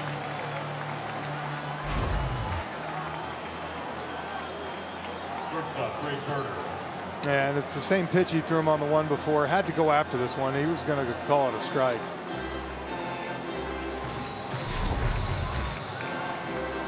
But that's an area where I remember Bobby Cox all the time when I was with Atlanta, have Smoltz and those guys working on those bunts all the time.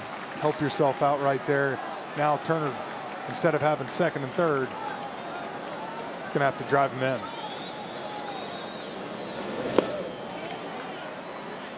A ball with no strikes as Trip Gibson says no swing from the Nats leadoff hitter. Turner struck out in the first, reached on a fielder's choice in the third. And in Strasburg's defense right there, Ernie, that was a tough couple pitches to bunt. And he was painting on that outside corner at 98. He took a couple for a ball, then he got one called a strike, so uncomfortable too. Breaking pitch fouled off at the plate. T-Mobile extended coverage here in the top half of the 5th inning. Kurt Suzuki walked to start the inning. Michael A. Taylor with 3 Dodgers on the left side. Shot one up the middle. Right of the bag to put runners at first and second. Strasburg fouled off a bunt attempt for strike 3, and that brings us up to Trey Turner.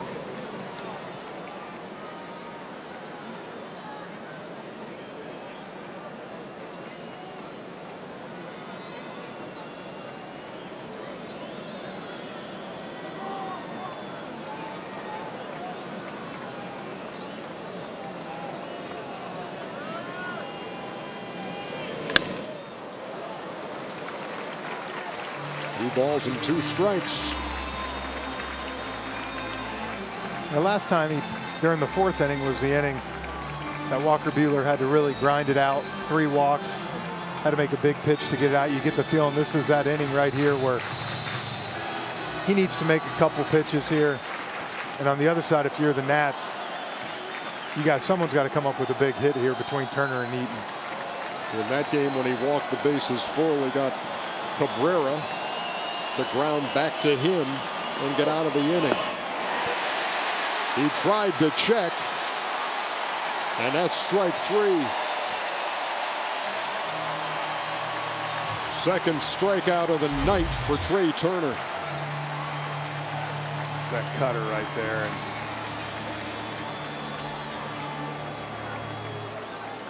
And he definitely went.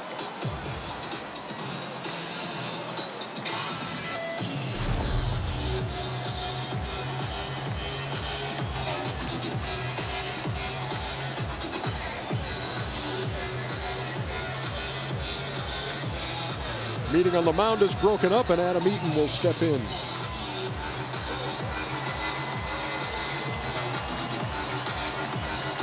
Nats have gotten a runner into scoring position for the 2nd straight inning.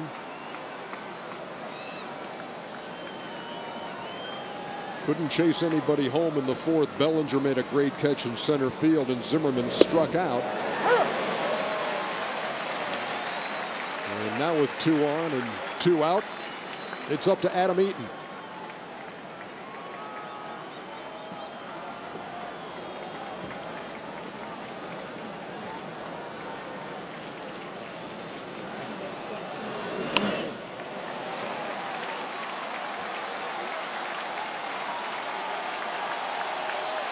So just as we had shown you how many fewer pitches he had thrown than his first appearance of this series, he's had to throw a few in this frame, but is now a strike away from getting out of it.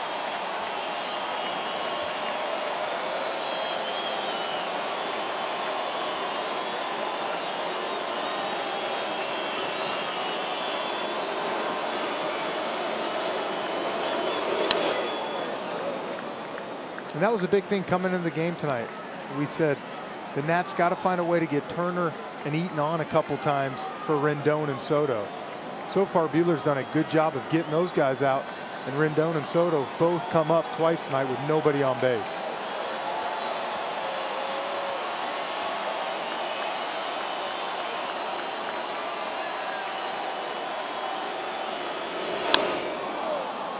In the air to right field, and Peterson has room. The Dodgers continue to lead 3-0.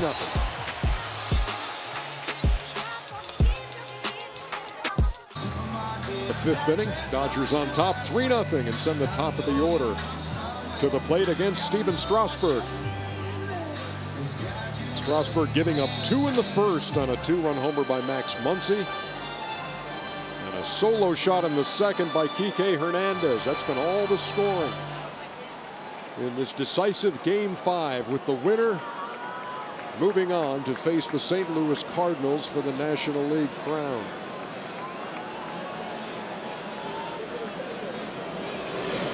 Peterson takes a strike 0-1. And this game started the exact way the wild card game did last Tuesday night, if you think about it. 2 batters, 2-0. Off Scherzer tonight. Strasburg the same thing.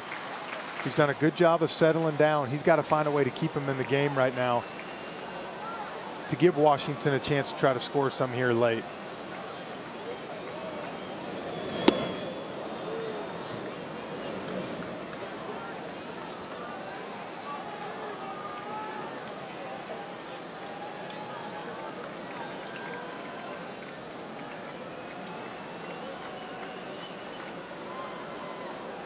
Eerily similar to the way that wild card game started against the Milwaukee Brewers.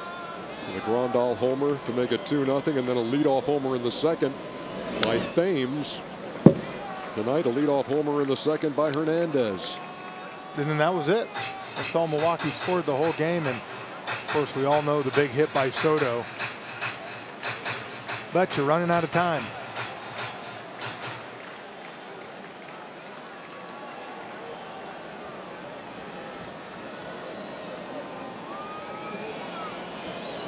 No balls, 2 strikes to the Dodgers leadoff hitter. Peterson doubled in the first, singled in the second. That double in the first ground rule, and the ball that looked for a second like it might be gone, but wedged in the blue padding in the bullpen door.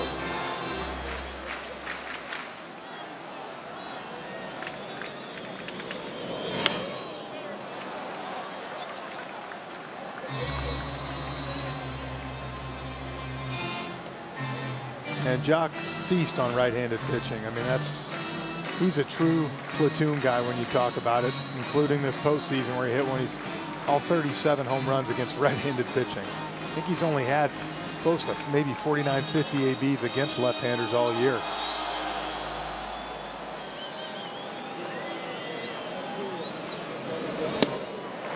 Sales upstairs, 2-2.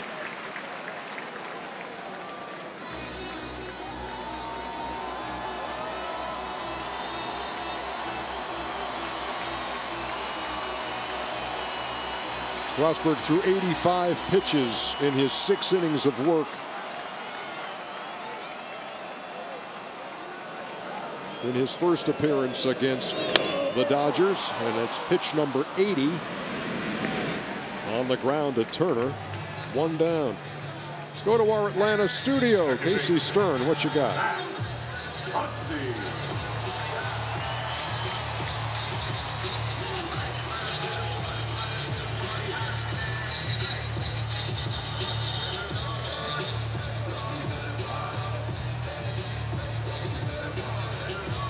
Still not believing what we saw in that, and we were getting ready.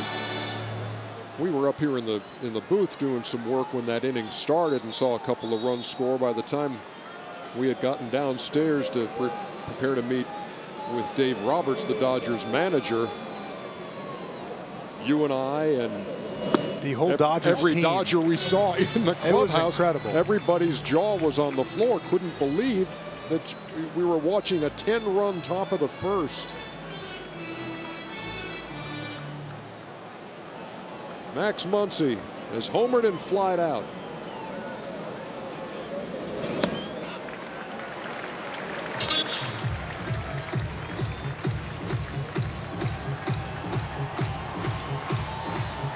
This guy has been one tough out, that's for sure.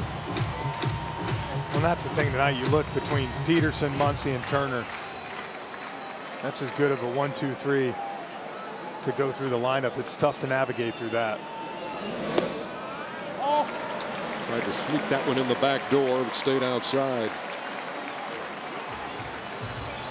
There's Muncy with the 18th inning walk-off against Native Aldi in the World Series last year, and has homered 3 times in this series. The Bleacher Report app connects you to the moments that matter faster. Follow your friends and give your take on highlights, scores, and more. Download the BR app today. Well, Muncy's That's what I was just talking about right there. There you Frenchie, go. the BR app. Have to do it.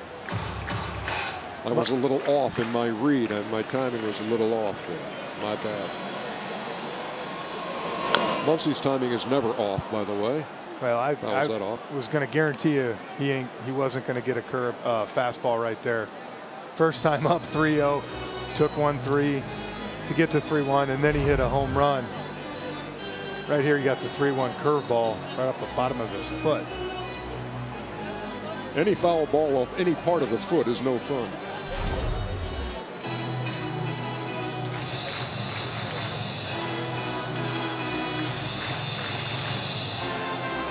One of the distinctive features of Dodger Stadium, you see it right there, those seats behind home plate. Put you right in the action here. Grounded to first.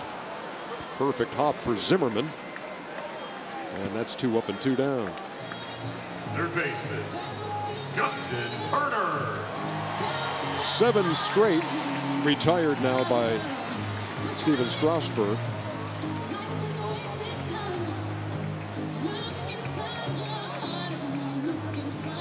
And the only The only base runner has been after the Bellinger reached on the error by Howie Kendrick. That came in the third. And he gave up the home run in the second, a Peterson single. But since then, it's only because of that error on Kendrick that there's been a runner on for the Dodgers, who lead it 3-0. Yeah, he's come back, and I thought has got a better idea of his off speeds, throwing his curveball in better location, but unfortunately gave up a couple early. And right now, Walker Buehler is riding that momentum wave of what we talked about, getting a few early and settling him down. This is going to be another 1-2-3 inning as soon as Kendrick squeezes that one. 5 innings in the books in decisive Game 5.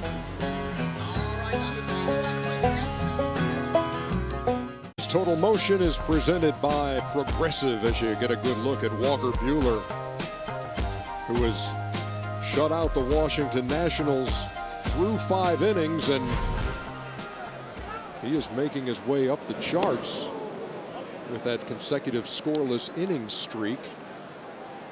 Right now at 21 2/3, Jerry Royce on top, followed by Sandy Koufax. And he just passed Oral Hershiser. And he pitched around an error in the 4th inning, and then last inning, 1st and 2nd, was able to sit down Strasburg, Turner, and Eaton.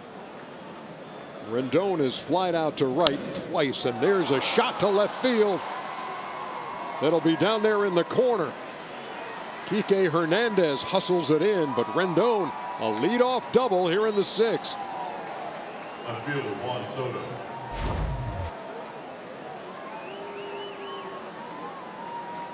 That one backed up on him right there. He's trying to go away, and Rendon so patient. Compact hits the double down the line, and here's the 3rd inning in a row now where the Nats have something going. Let's see this time with Soto and Kendrick coming up if they can take advantage. Soto's 0 for 2, flied out to left, hit that ball pretty well to Hernandez when he did, and reached on an error in the 4th. Nats down 3-0. Oh, what a cut Soto had.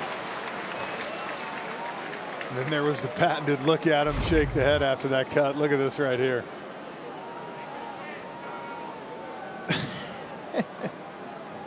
Nod of the head. You saw Rick Honeycutt, the Dodgers' longtime pitching coach, on the phone to the bullpen. As quickly Buehler goes ahead of Soto 0-2.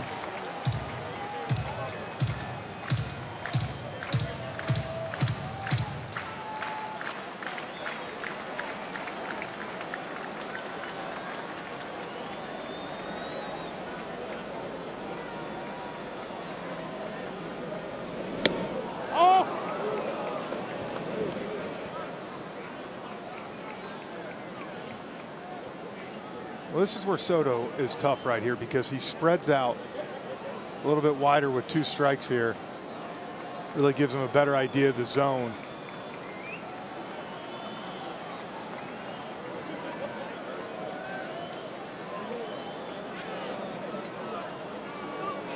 Kevin Maeda, who's been brilliant in this postseason.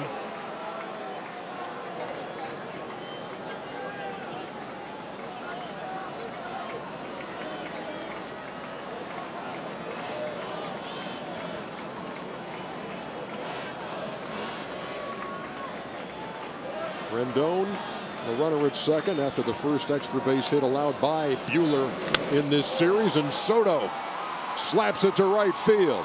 Rendon around third, and the Nats are on the board. Soto knocks him in, and it's 3-1.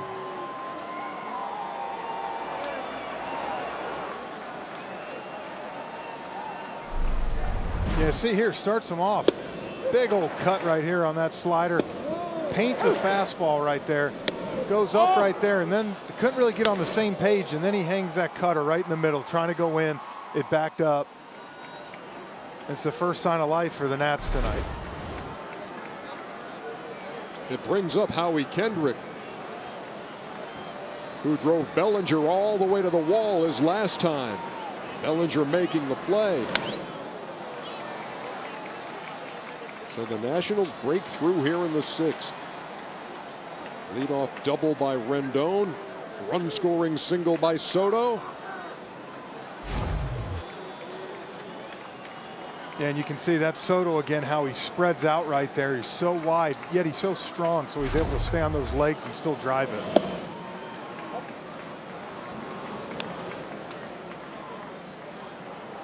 Kendrick struck out in the 2nd before Bellinger robbed him in the 4th. Always been a good hitter.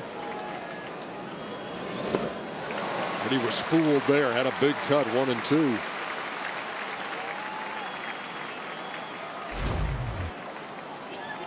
There's that cutter that time. It's kind of what he wanted to do to Soto before he got the base hit. And with Maeda down there with Zimmerman, Suzuki, Taylor, those righties, that's what he's up for. And we think we both agree, Ernie, that if they bring Kershaw, they want him to bring him in a fresh inning.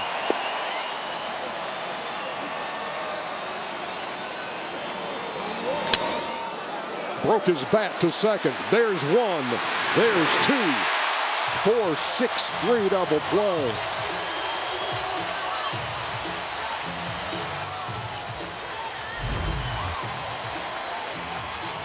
See that pitcher cutter away again right there, and easy 4-6-3. First baseman Ryan Zimmerman. And you can see how much they trust him right now. Even after the double by Rendon, the single by Soto, they didn't go out and talk to him. They had trust that he would get the job done, and that's why he's still there. 93 pitches.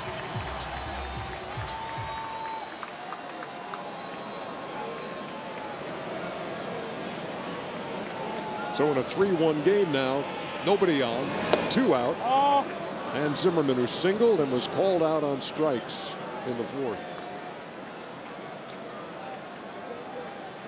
Of course, it was Zimmerman with that electrifying 3-run homer the other night in front of the home folks in Washington. As the Nationals stayed alive, they open the doors to Nationals Park tonight for a viewing party. So hey to all the Nats fans in D.C. who are rooting long distance.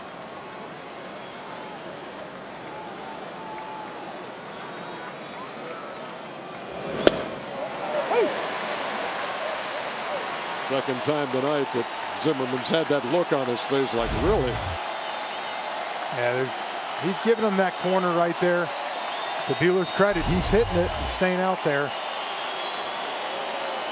You saw Taylor kind of make an adjustment and go the other way. Zim's probably going to have to do the same.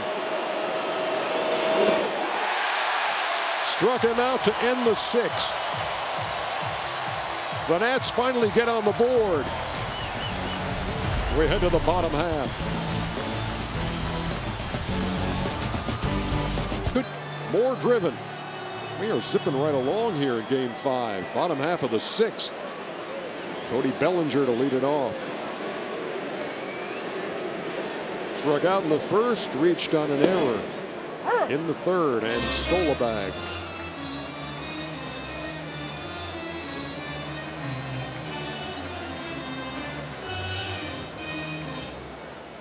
Dodgers lead it 3-1. 3 Nats on the right side as Bellinger took a huge cut and came up empty. And I got to believe this is Strasburg's last inning right here. He's up 3rd. See them warming up Rainey. I think if they need help to get out of an inning here for an out. But really hoping he gets through this inning is the game plan. On the ground and into right field, base hit. Bellinger got it through the shift.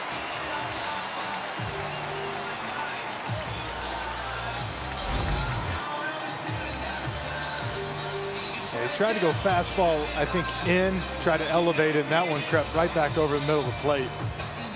First base, and Matt Beatty. And I think another scenario right here where they're going to have to keep an eye on him. They know Suzuki's got a little bit of a bum shoulder back there. He's going to pick a pitch and go, I would imagine, sooner than later. Bellinger ran on a breaking pitch his last time, easily stole second. His second stolen base of this series. And there he goes again right away, and again a breaking pitch. And again he steals it with ease.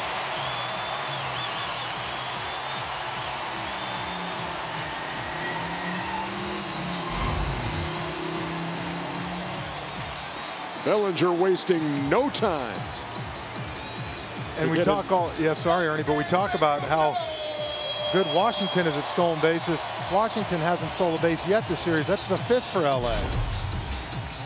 Yeah, the Nats stole about twice as many bases in the regular season as the Dodgers did.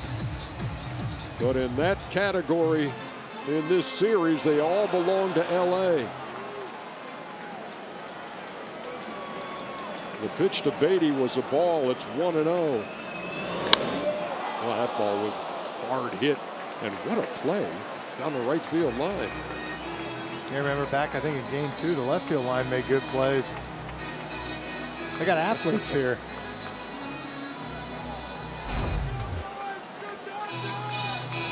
Tough carom right there. Nice play. And we got the thumbs up and the whole bit.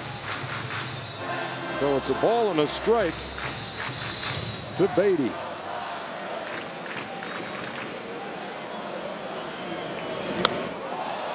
He yanks that one well foul.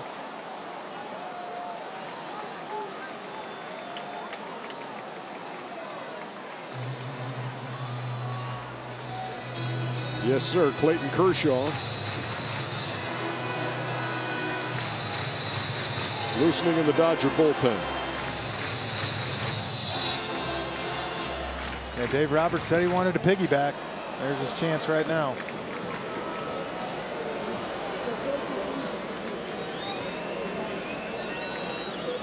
Bellinger took a break off the bag, scampered back after Strasburg took a look. He may have been thinking about swiping third with nobody out.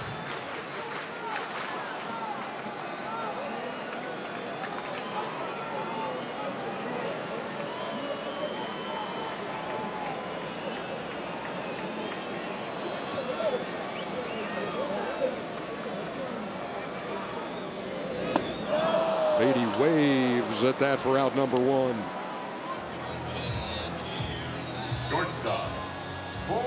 The MLB postseason on TBS is brought to you by Utz Snacks, the crunch that connects us all, and by Geico. 15 minutes could save you 15% or more on car insurance. Great crowd tonight. Once again, better than 53,000 in each of the first 2 games here at Dodger Stadium. As Corey Seager stands in.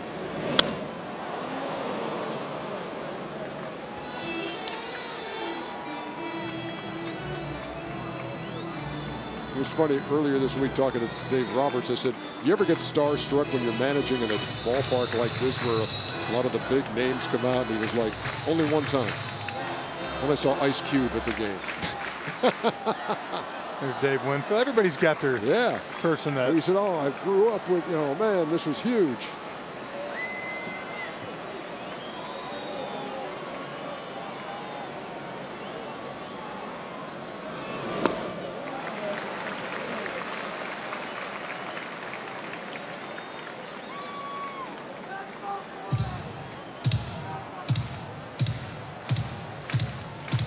See that at the top. Seager still hitless with runners in scoring position, looking for that first RBI.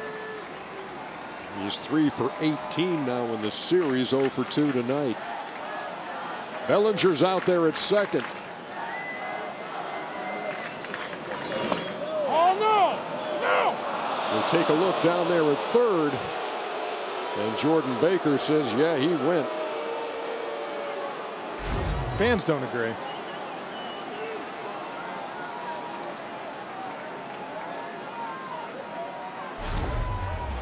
It's close enough that you can ring him on that one. There you see Tanner Rainey and Patrick Corbin.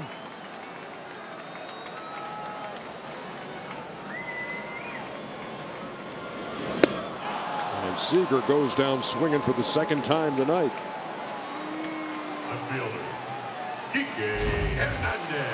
There's that curveball. Like I said, after the second inning, you feel like he really got a grip on that. And it's been locating. It's been tough sledding since then.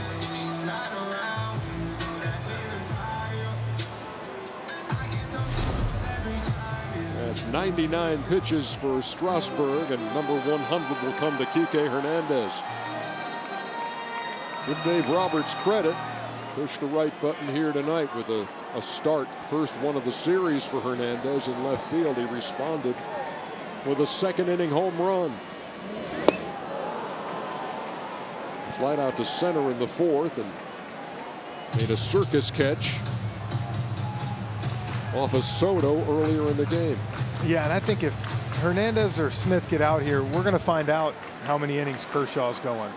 Because if they double switch, then I think you're looking at 2 innings for him. If not, with his spot coming up in the lineup, Ernie, it might just be a 1-inning relief appearance.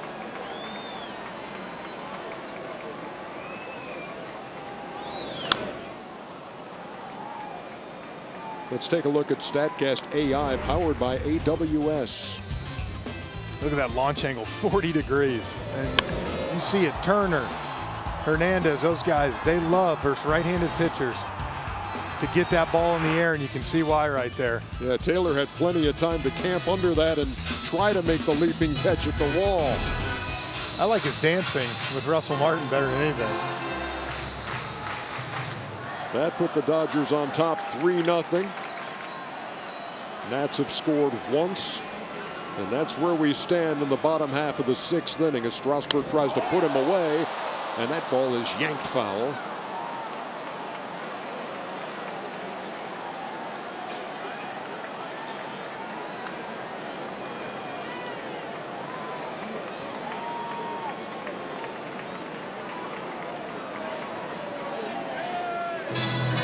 Hernandez will always be remembered by Dodger fans for the 3-homer game, a Game 5 clincher against the Cubs in the NLCS. Game they won 11-1.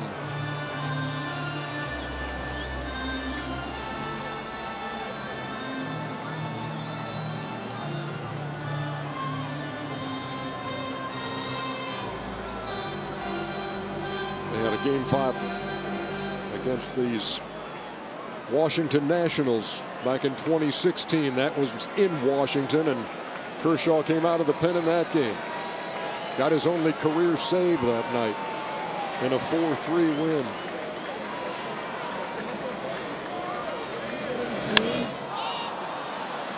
Popped him up, but that's going to be a couple of rows deep. And then bouncing about 15 rows further. It almost hit Alex down there. Right over Alex, right over Underdog. Joe Underhill. Yeah, there you go, Alex. Actually, Underdog has stepped away. I know, I lost him. No, but we almost had it. We almost had it, guys. I saw, yeah, you made a gallant effort for that one, Alex.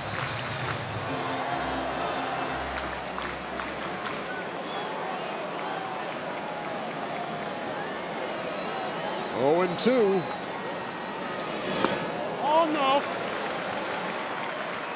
Try to go with the changeup there, get him out front.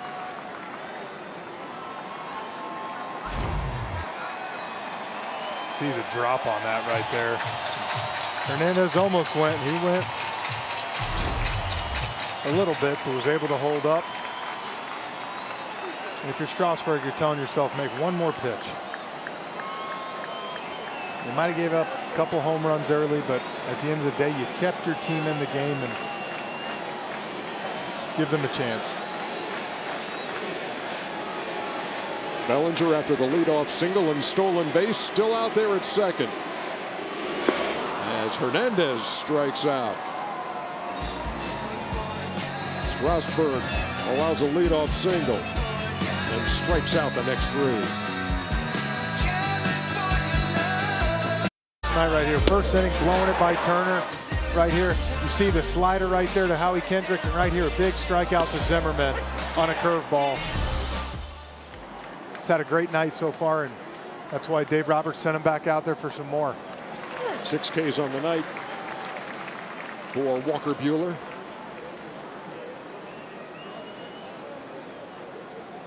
Who allowed a run in the 6th after a leadoff double by Rendon and a one-scoring single by the cleanup hitter Juan Soto.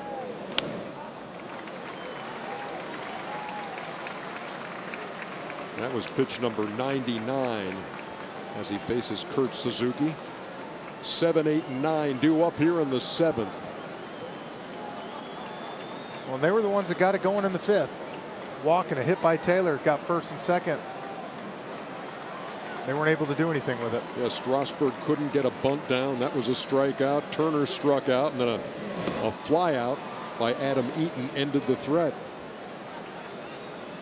So they've had a couple of chances. Finally cashed in the 6th.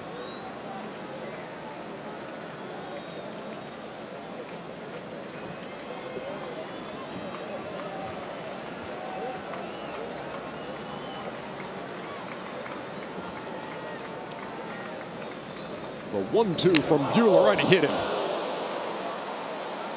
Oh no.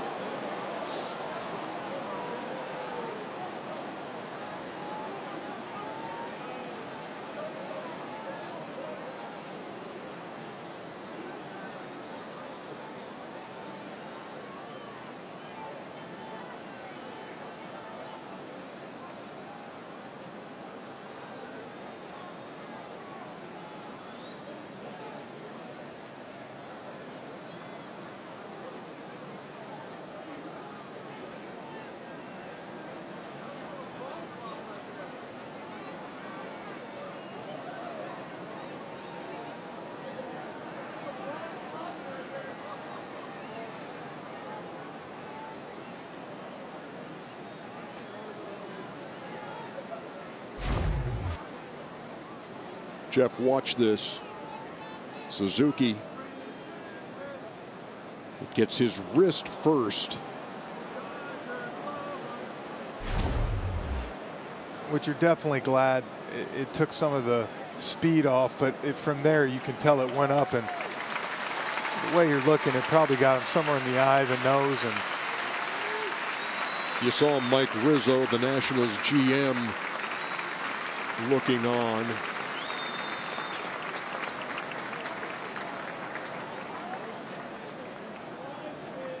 As Suzuki now is sitting at home plate.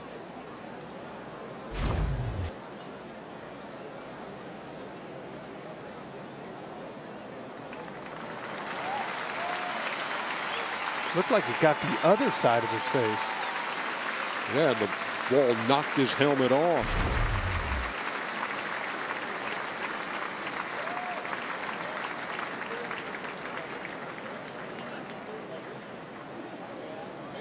So what I don't know if it's so much his face as he's just, whether it's a concussion or buzz, he's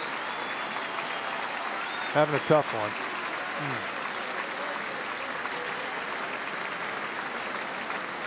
And you won't find many better guys in the game than Kurt Suzuki either. Hate to see that.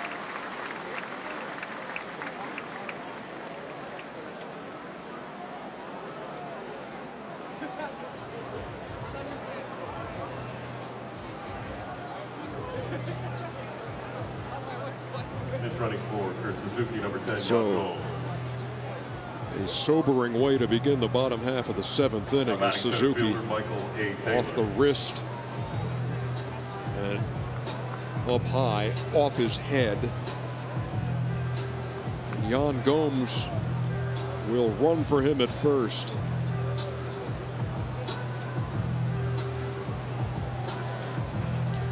As Clayton Kershaw continues to warm up in the Dodger bullpen. And here's Michael A. Taylor. Man, Frenchie, that is just so scary. And the sound is tough to take. I wish the best for Suzuki as the Washington training staff will look him over. Taylor fouls it away, 0-1. As he said, I'm just glad it hit the hand for his sake to take a lot of it off that. You know, you can look at it. You hate that it happened that way to begin with at all, but I'm thinking of all the things that could happen. The there. worst. Yeah.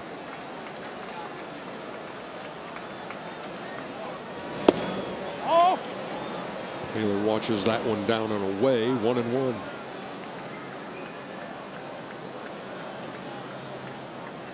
As Drupal Cabrera has a bat, he would hit for Strasburg.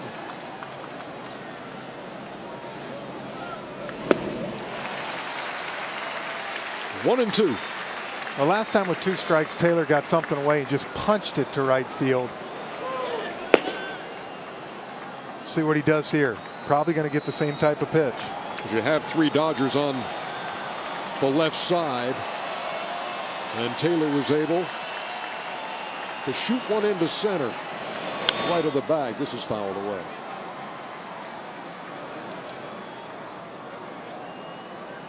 And the Dodgers have led from the start as much as 3-0.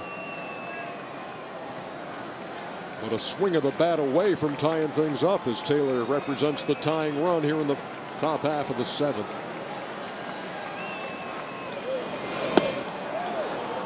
Good take. 2-2. Yeah, down in the Dodgers bullpen, Kershaw's it. So whenever Dave Roberts decides to make that move, he's your guy.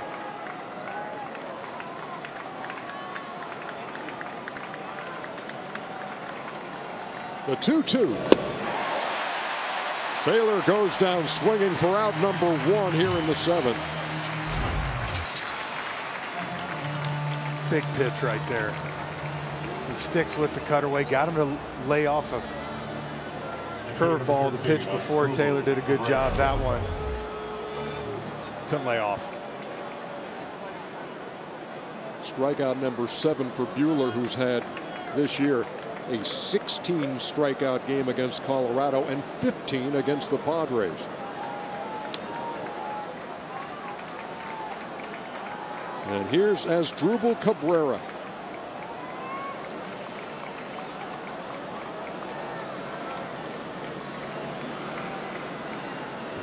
The switch hitter swings him left-handed against the righty Buehler.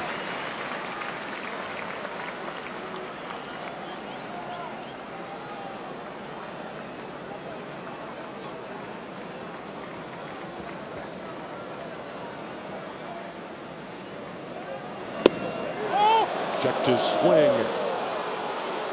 and it's 1-1. Yeah, you hear Dave Martinez say he's one of my most trusted clutch hitters. Well, he's putting him up right here in the 7th inning. He needs a big hit from him.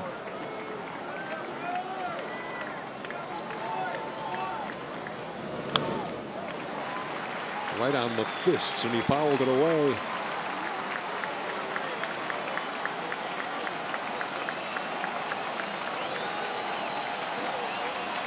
Turner shifts all the way over in the second base hole.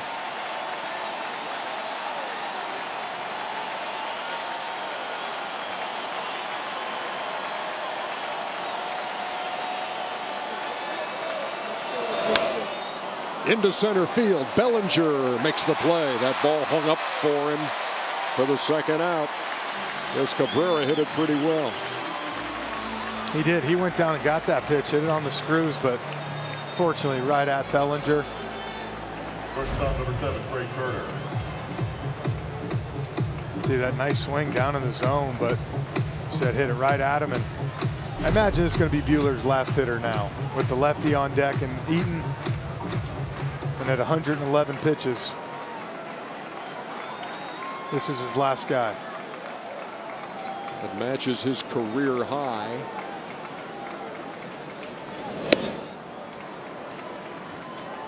And here's Trey Turner, who has struck out twice and reached on a fielder's choice, and now in his career he's 0 for 11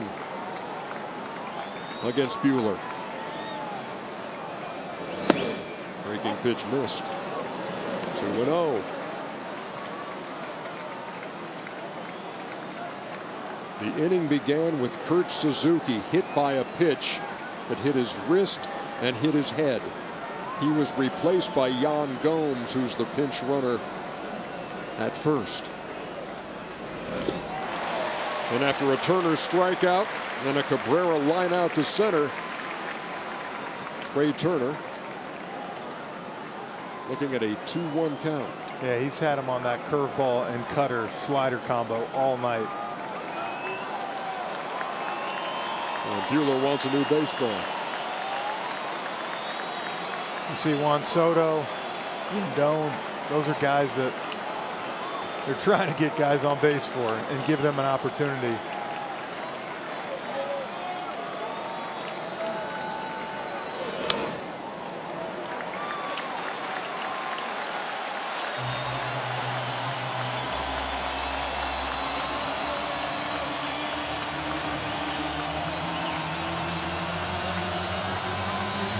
Sixth straight inning, but the Nats have had some traffic.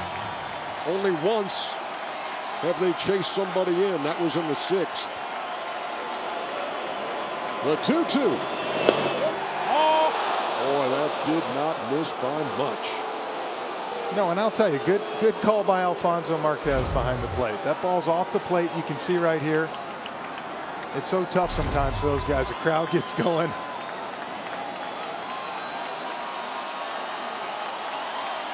The 3-2. Ball 4. They're at first and second.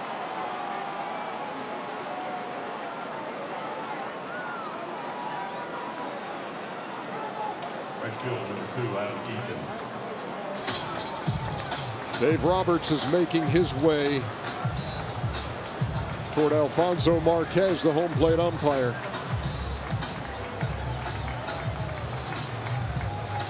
That's going to be it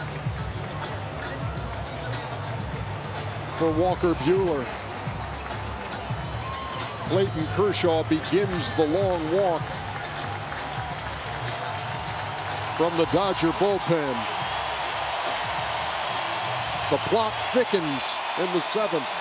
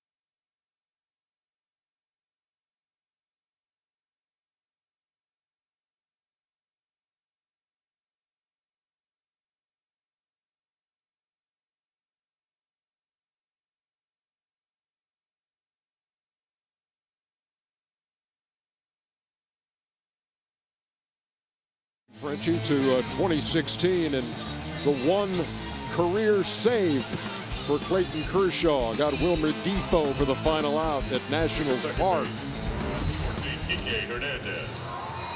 Well, here in the 7th, Clayton Kershaw on in relief of Walker Buehler. Yeah, and it's kind of become a every year thing for him. Now you see him come out of the pen a couple times. You see that pretty good numbers, 2.79. 5 base on balls, though. I think that's the one thing. Usually starting pitchers like to get into the game, get a feel. He's got to come in throwing strikes. The call tonight presented by Physicians Mutual Insurance for all of us.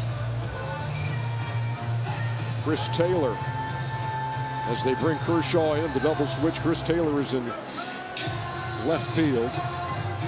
Kike Hernandez moves to second, and Max Muncy from second to first. So Matt Beatty out of the game.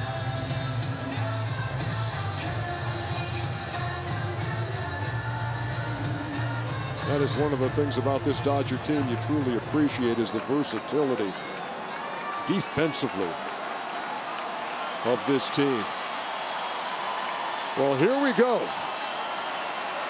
Eaton had an RBI single off of Kershaw the other night. Swings at the first pitch and fouls it away. That's when Eaton's done his best work, is on that first pitch. You see he tried to go with it right there and fouled it off. Eaton is 0 for 3 tonight. Just under it. Go ahead, Jeff. I'm sorry. No, just under it right there. Got a good pitch to hit. Runners at first and second with 2 down. Big spot for Eaton. With the Nats down 2. And now it's 0-2.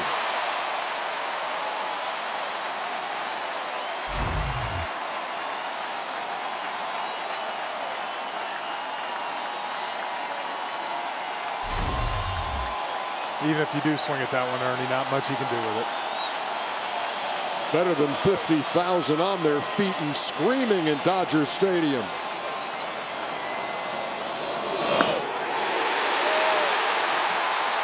And he struck him out on 3 pitches. Time to stretch in LA. Of Adam Eaton, the top half of the 7th. And he's not the only one who was pumped up about it.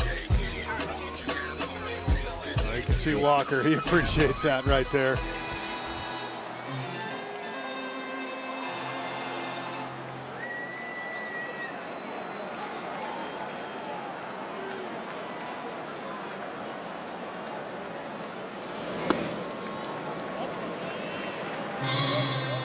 Tanner Rainey is the new pitcher for Washington as Will Smith takes the first pitch, 1-0. And you see those numbers right there, 48 innings, 38 walks, high strikeout, high walk guy.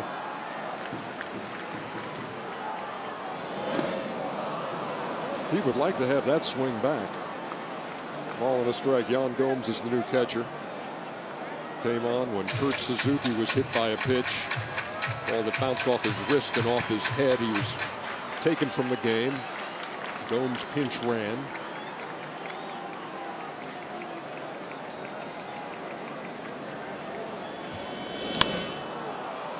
Rainey pops him up. And Trey Turner with the squeeze for out number 1. Time for the Geico game summary. If you're just joining us here, game 5. Winner gets the Cardinals, and Walker Buehler and Steven Strasburg the starters. End of the night for both. They leave in a good tight game here, Jeff Francoeur. They do, and really the big thing of the game has been Muncy, Kike's home run. 2 home runs for 3 runs. And honestly, coming in, I had it written down, a big advantage, I thought, for the Dodgers. Coming into tonight, 7 home runs for the Dodgers, 2 for the Nats. If it turned into needing a long ball, that was the advantage for the Dodgers. Chris Taylor's first at bat of the night when they made that double switch. He came into the pitcher's spot.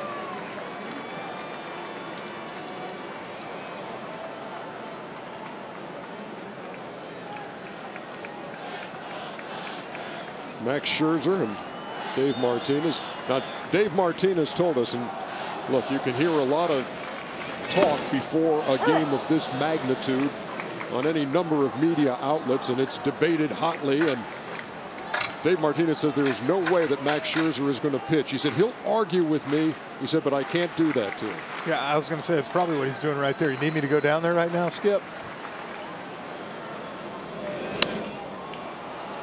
In the air into foul territory. Will this thing stay playable? No. Off that screen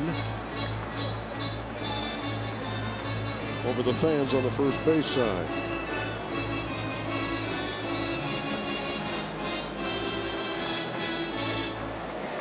A 3-1 game in the bottom of the 7th. The 106-win Dodgers pushed to the limit in this NLDS by the wild card winning Washington Nationals. Last wild card winner in the National League to win in NLDS, the Cubs in 2015. Into right center field, there's Adam Eaton making the running catch off Taylor for out number 2. And I would think at this point you're going to see Patrick Corbin come into this ball game to face Jock Peterson. For 31, Jock Peterson. Dave Martinez on the top step, and here he comes.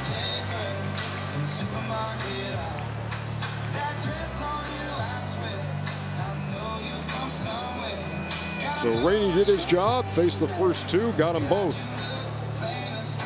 And Corbin, the left-hander, makes his way into Game 5.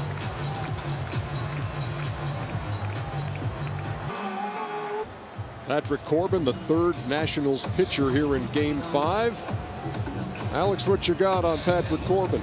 EJ, after Game 3, Patrick Corbin just saying he felt like he let his teammates down. So he went into Davey Martinez's office, said that night he wanted to pitch out of the bullpen in Game 4, actually, but he was eager to get back on the mound and getting another big opportunity tonight, guys. Yes, he enters here with 2 down, nobody on in the bottom of the 7th. Brought on to face the left-handed swinging Jock Peterson, with the left-handed swinging Max Muncy right behind him. Yeah, I promise you Dave Martinez had no problem throwing him back out there tonight. He's been a workhorse for him. He had a bad night the other night. But right now, he's your guy to keep it at 3-1.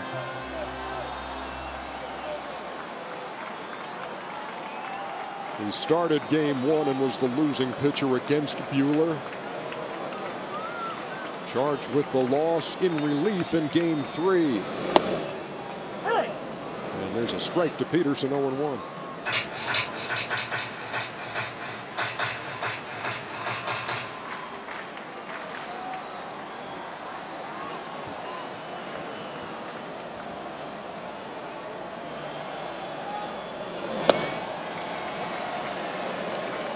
And he's coming out throwing 2 fastballs tonight. I was wondering the other night, it got to the point where you felt like they were sitting on that slider, Ernie. So I think he's coming out trying to establish that a little bit. Maybe now he'll go to that slider. 1 ball, 1 strike to Peterson. Threw it past him at 95, 1-2.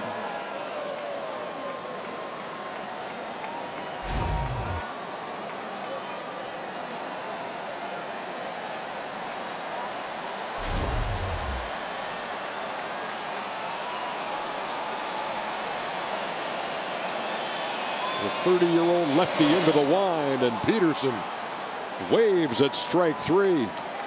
So the Washington pen does its job. Tanner Rainey, Patrick Corbin, 3 up, 3 down. Game 5 at 7. Rays forcing a Game 5. You know, Dave Martinez got the first hit in Rays franchise history way back in 1998. Now he would like to see some action out of that bat rack in the Washington dugout, because they're down 3-1. Kershaw's back out there to start the 8th, and he faces 3, 4, and 5. Anthony Rendon takes 1-0. And there comes that curveball. It took a while to see the first curveball. He comes out on his 4th pitch of the night tonight and throws it. Kershaw came on with 2 out in the 7th and struck out Adam Eaton with runners at 1st and 2nd. Rendon in the air to left. Taylor goes back to the wall, and it's gone. Anthony Rendon, a leadoff homer in the 8th, and it is a one-run game.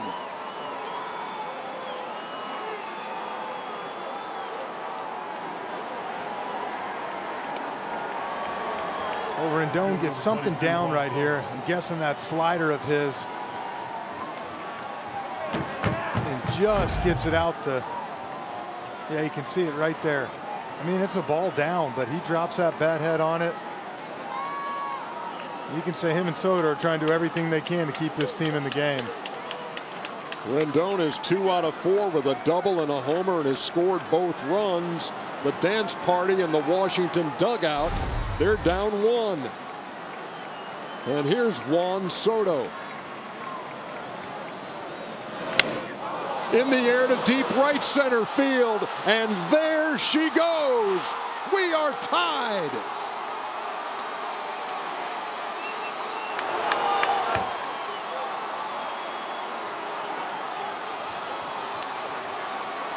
Wow, and just like that, 2 pitches, 2 solo shots, another slider right here.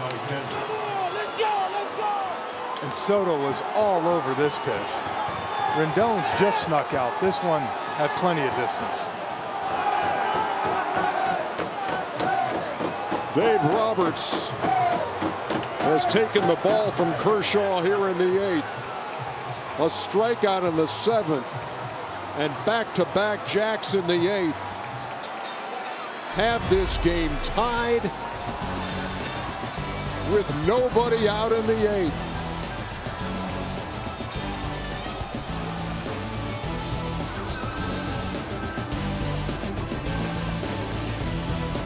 The 8th inning of Game 5, they go back-to-back.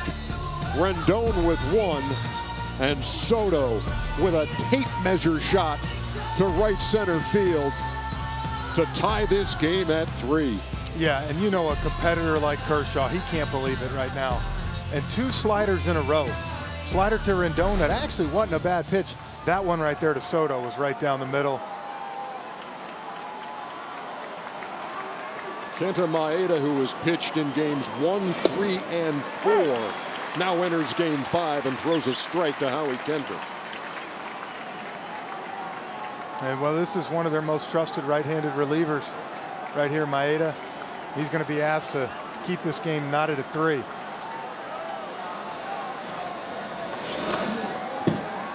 Ball and a strike. Maeda's pitched 3 2/3, allowed 1 hit. No runs. Struck out 4, hasn't walked a batter. Suddenly here in the 8th, we are tied in Game 5.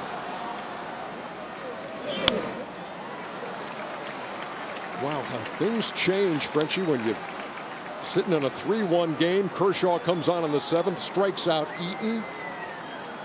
And then on back-to-back pitches here in the 8th. Well, and those are the 2, Rendon and Soto. Yeah, and those are the 2 guys all year that have carried that team. Rendon leading the NL in RBIs, and Soto over 30 home runs, 100 RBIs, and both of those answer the bell tonight in the 8th inning. A ball and 2 strikes to Kendrick, who watches it sail outside, 2-2.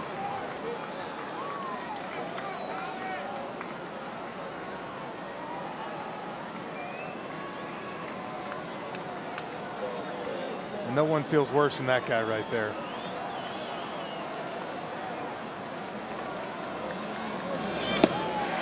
Maeda strikes out Kendrick for out number 1.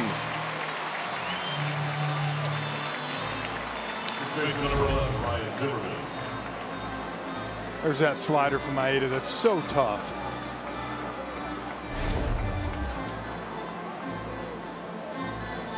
You can argue and say he's been their best pitcher this series out of the pen for sure.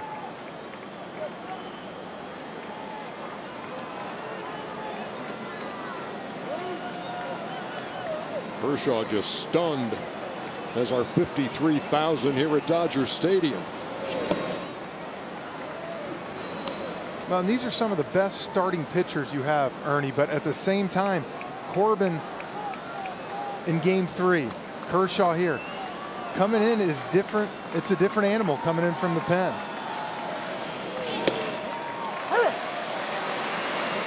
Zimmerman takes a strike. It's 1-1. He singled in the second, called out on strikes in the fourth, and struck out in the sixth. He bats now in a tie game in the 8th inning. A winner-take-all game 5, and there's another strike. 1-2.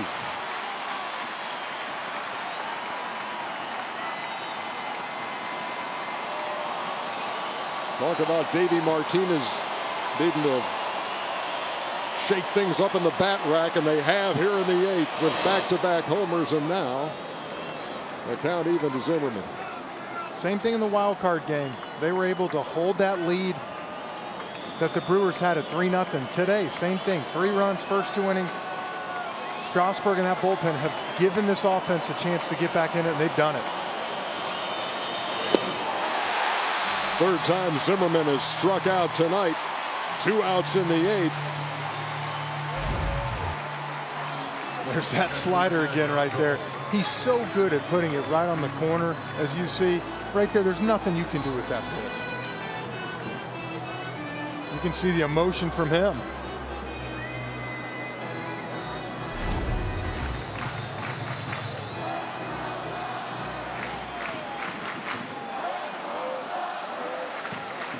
Now here's Jean Gomes hitting for the first time. Came into the game when Kurt Suzuki was hit by a pitch.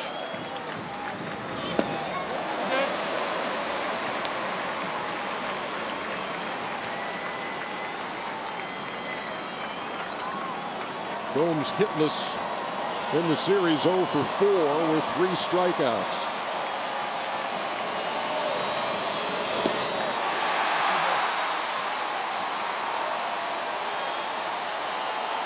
And Maeda's made him look bad on the first 2.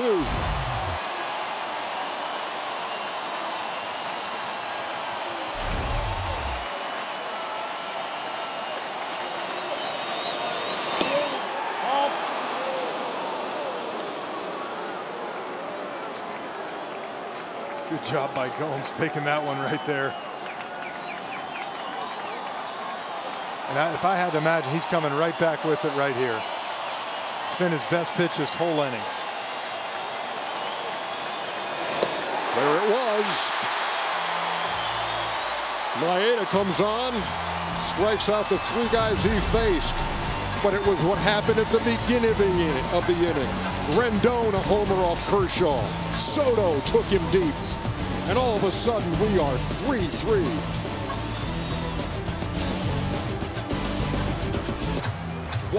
Homestanding Dodgers 3.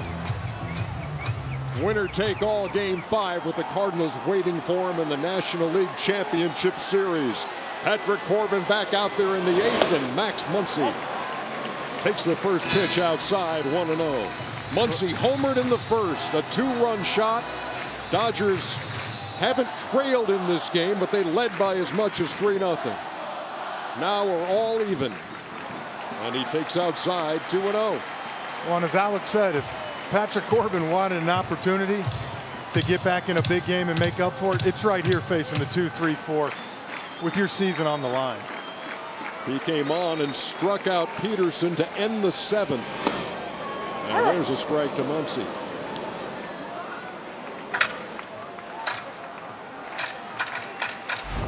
The Nationals in another elimination game. The wild card game is an elimination game. They won that coming from behind to beat Milwaukee. Popped up behind second. Trey Turner with the play, 1 down. So, Jeff, we talk about what they've faced. Again, you beat Milwaukee. That's an elimination game. Game 4 was an elimination game. Zimmerman hits the big home run, and here we are as they come back from 3-0 down to tie things up. Yeah, you can't say enough of what they've done. They just continue to fight. That's their huge thing. Stay in the fight, and they've done it. And now here you are in the 8th inning with a chance to go into the 9th with a chance to win this ball game. Score a run and you win. They've given the Dodgers everything that they could ask for right now. What more could you want in a game 5 right now? You're exactly right. Justin Turner just got hit by a pitch, and he's on with one out.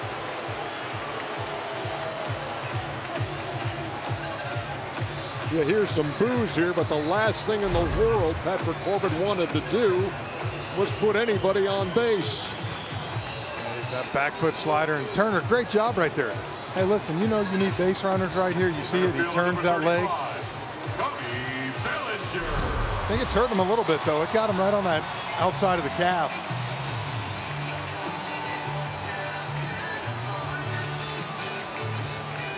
And that brings up Cody Bellinger, who has a hit in 3 trips. Still has never homered in this ballpark in his postseason career. Yeah, and 70 ABs. So. And still hasn't knocked in a run in this series. Well, this was the matchup in Game 3 that got the rally started for the Dodgers. Bellinger worked it to a 3-2 count, got a slider down, went out, got it, and started the rally. So he's seen Corbin, he's seen the sliders just a couple days ago. As that man says, stay in the fight. That's what the Nats have done here in Game 5. Tying things up 3-3. That was in tight.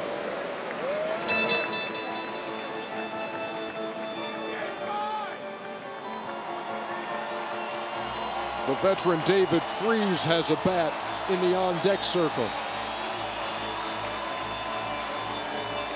Played in more playoff games than anybody wearing that Dodger uniform tonight.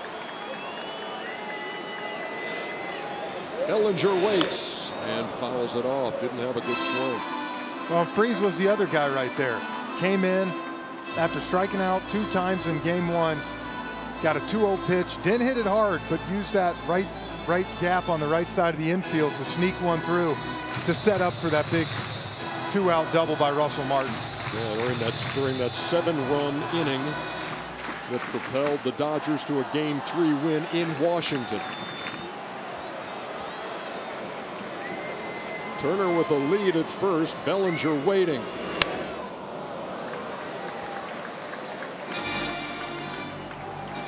Bellinger thought he got a pitch to hit right there. That ball kind of hung outer part of the plate, but something he could drive. And you talk about Freese on deck. Moment's not too big for him. We all remember what he did in 2011 with the Cardinals. So this guy loves these moments.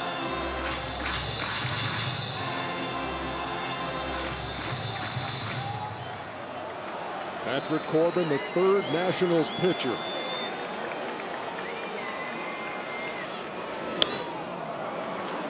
Game is now out of the hands of those starters. A couple of top drawer starters in this game, and Steven Strasburg and Walker Buehler.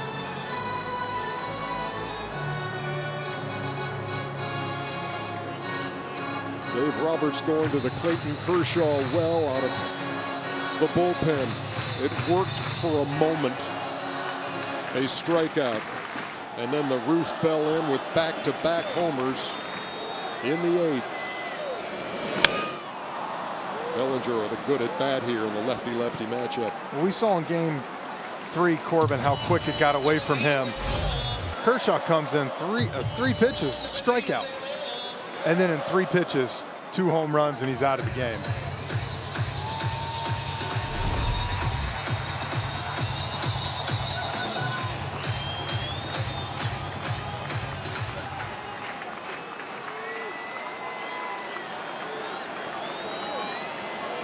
Another 1-2 to Bellinger.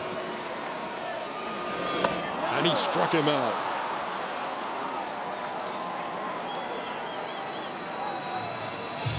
And I'll tell you what set that up right there, Ernie, was that fastball he threw at 94.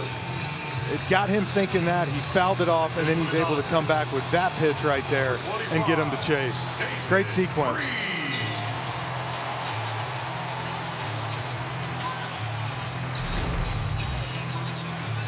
Two down now for David Freese.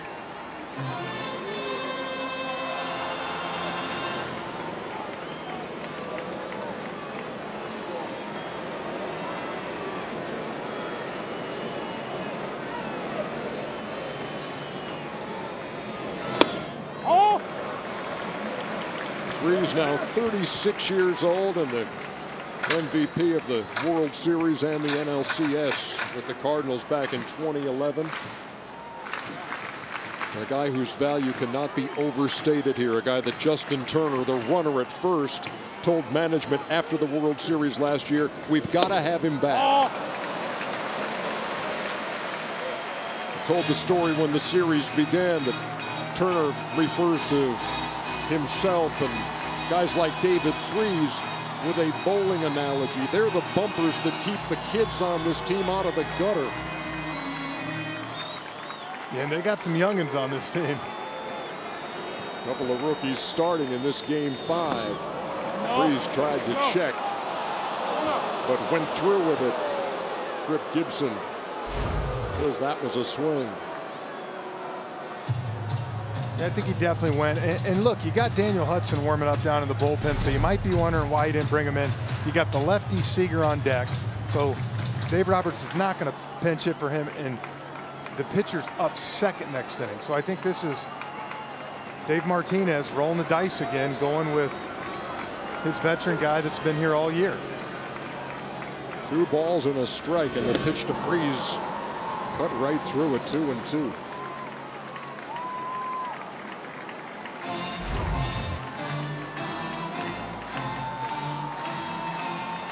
Breaking pitches don't get much better than that, as he had Freese out in front.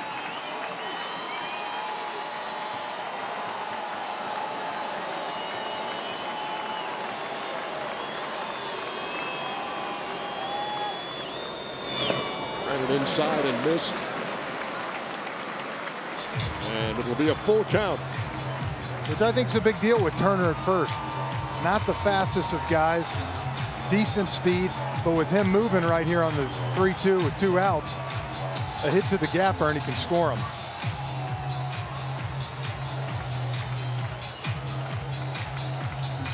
This crowd's trying to get back in. I think they're still stunned from those back-to-back homers. They had kind of settled in a 3-0 game into a comfort level. Runner going, and Freese strikes out to end the 8th. How about this game 5? We're going to the 9th, tied. Going to the 9th between the Nats and the Dodgers. Joe Kelly comes on here in the 9th, and he faces Michael A. Taylor. Yeah, interesting call right here by Dave Roberts. Usually in this situation, you're going to Kenley Jansen, who's your closer. He has struggled some down the stretch. And this is a situation right here that, you know, in game 5 tells me he trusts Kelly right here.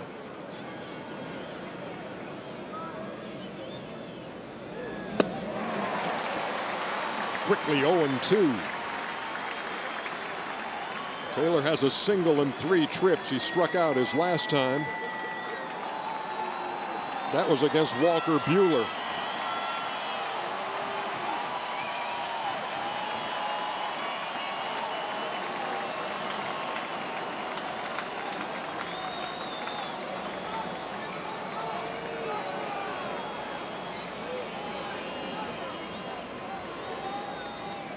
Here comes the 0-2, and that's down low. And Taylor's had some huge hits in elimination games in the postseason. A grand slam, a 3-run homer. Yes, they have come up short, but at the same time, this is a guy that's used to these moments. He's been there.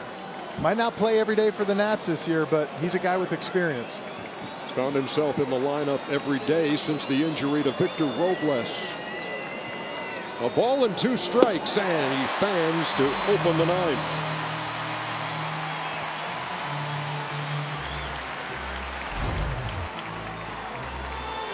Good curveball right there. Sharp breaker.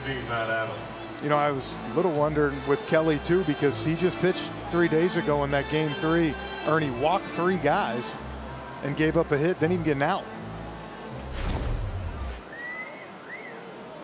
Well, he gets the leadoff man here in the 9th, and now he's got Matt Adams, pinch hitter, up there. Big City can hit it a country mile, and he takes a strike.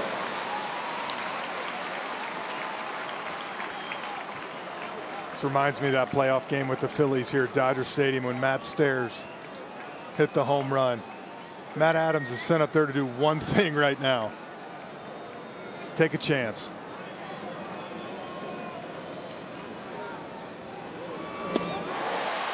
He had that kind of a cut. 0-2.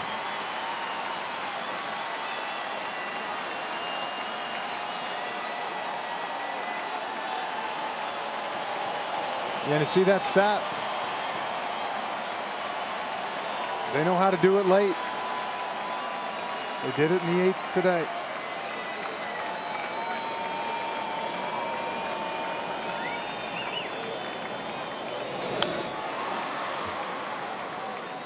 They are screaming for foul balls right now at Dodger Stadium.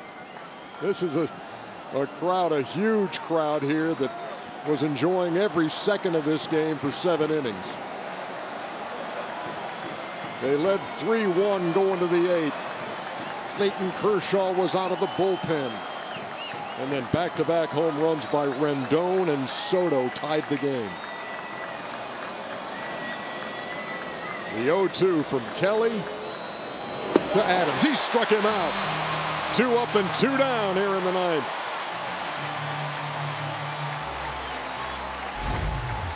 Well, you see Joe Kelly has been sharp today. Game 3, couldn't find the strike zone, but this is a guy who's won the World Series with Boston last year. Had some huge games for them down the stretch. And now he struck out the first 2 guys here in the top of the 9th. Been 5 strikeouts by Nationals hitters since the back-to-back home runs. Maeda got 3 of them. Kelly's gotten the first 2. Here's Trey Turner, leadoff hitter. So we're getting the Game 1 Joe Kelly and not the Game 3 Joe Kelly here in Game 5.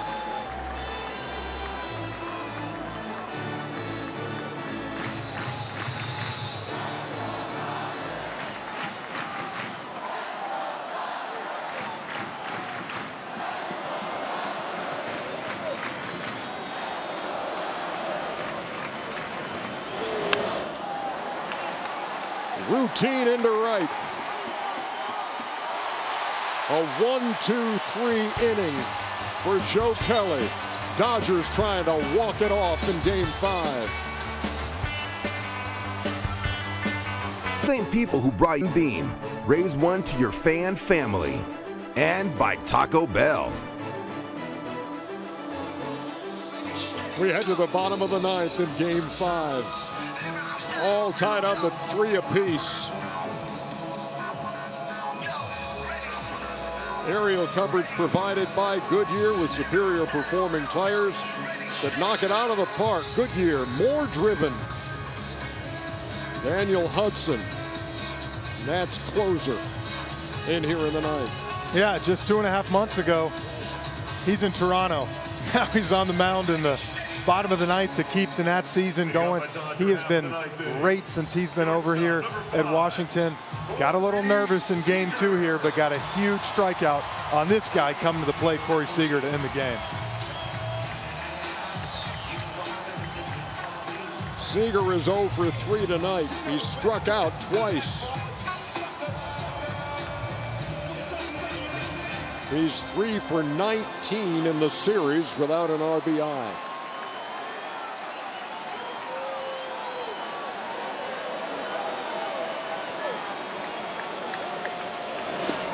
And he takes a strike from Hudson to get things started here in the bottom half of the 9th. Dodgers have been so good at home this year. 12 walk-off wins here at Dodger Stadium this year, so fans are accustomed to it. And I know that guy, Clayton Kershaw, would love another chance to pitch in the NLCS.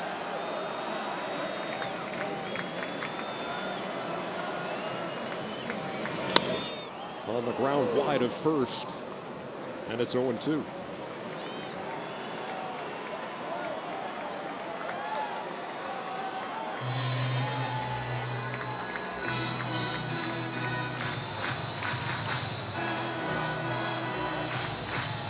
There's Soto, who's Home run back-to-back with Rendon off of Kershaw. Tied this game in the 8th. And that's the thing. If you're the Nats right now, you look at it, if we can just get past this inning, you got 2, 3, 4 coming up. Eaton, Rendon, Soto, who the last 2 games have been your offense.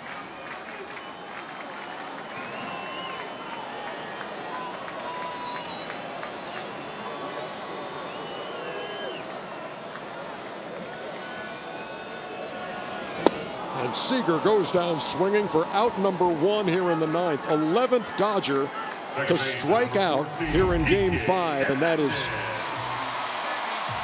63 in this series. And that's the 3-2 slider that he threw the other night to get Seager, and then got him on this one. That brings up Kike Hernandez. He homered in the 2nd, and at the time it gave the Dodgers a 3-0 lead. Things have changed since then.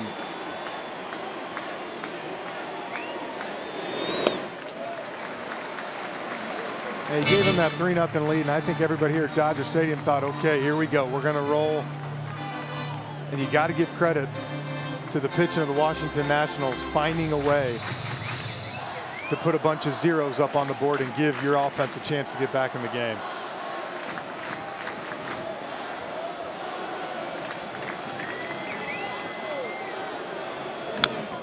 Had a good cut at the 1-0. Now an even a ball and a strike. Here it was in the bottom half of the 2nd, leading off against Strasburg.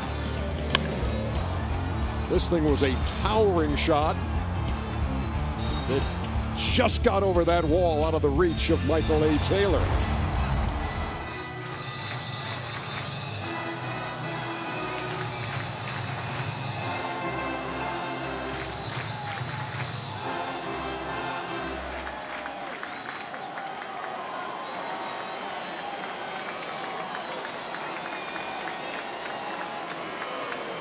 Hudson deals the 1-1. Line drive, base hit left field.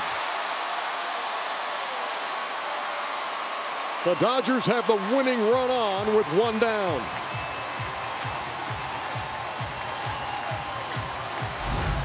Good swing right here. Fastball kind of in. Not a bad pitch, but at the same time, Hernandez pulls those hands in, and now he's a winning run at first base. And you can see this Dodgers team in there. They know they're in a fight right now. You talked to a lot of the hitters before this series, Ernie.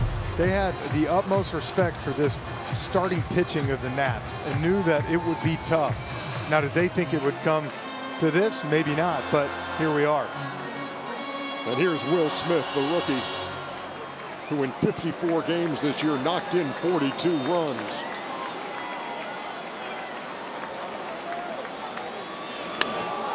In the air to right field and well hit. Eaton goes back to the track and makes the catch. Hernandez back to first. 2 down. Wow. I thought Will Smith just ended it right there. There's a hanging slider. And I don't know if you remember, but Dave Roberts told the 2 of us before game 1 that Will Smith would hit a big homer at some point.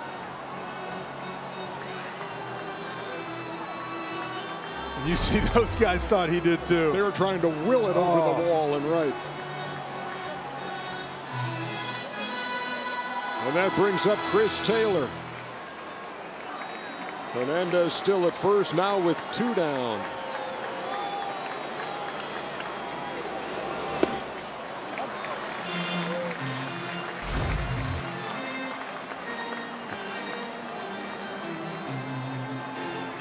See the reaction from Will Smith. Yeah, I can't tell if he thought he had it or he was watching it carefully. Absolutely. He was like he was watching a tee shot on a par 3. Look at the flag, look at the ball. Does it have enough?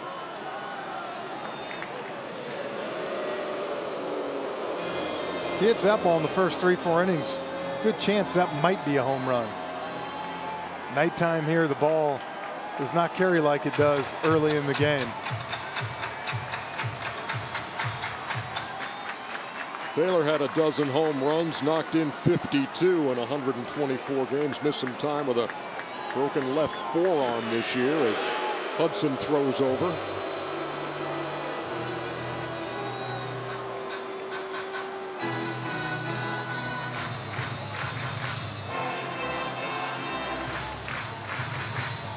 In that part of this game now where one pitch, one swing, one decision can make all the difference.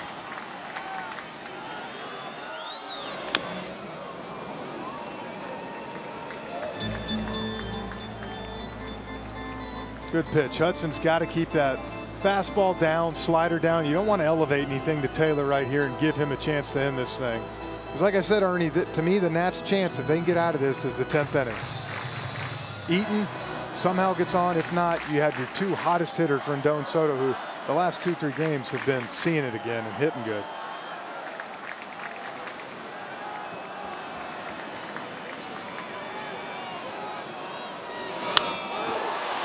Hit that one right on the nose to center, but into the glove of Michael A. Taylor. We are going to go extra innings in Game 5 on TBS. And that was as the Montreal Expos in 1981 as pitcher Steve Rogers. A two-run single off Steve Carlton. And Rogers got Manny Trio to line out for the final out. Expos won that series 3-2. They would go on to play the Dodgers and lose in 5. Washington, that's always a good look, too, by the way, the old Expos hat, man. It is a great hat. Conjures up thoughts of John Bacabella and Coco LaBoy. You know, though, you think about it, Ernie, this is kind of the Nats, how they've done things all year. They've made it tough on themselves, but somehow found a way to pull it. And when you really think about it, they've been favored almost all 4 times when they've been in the NLDS. Lost every single time, 3 in Game 5. You know, it's been hard all season. Just bitter disappointment at home for fans to watch. But now on the road in this Game 5, down 3-0 after Strasburg gave up a couple of home runs early. The Nats have battled back, used back-to-back home runs off reliever Clayton Kershaw in the 8th to tie the game. And here's Adam Eaton as we begin the 10th. And Kelly delivers outside. Eaton was the first hitter that Kershaw faced in the bottom of the 7th. Kershaw came on, threw 3 pitches, struck him out. Yeah, at that point, you got the feeling this is his game. But that changed quick. That's when the 8th inning happened. And back-to-back homers by Rendon and Soto.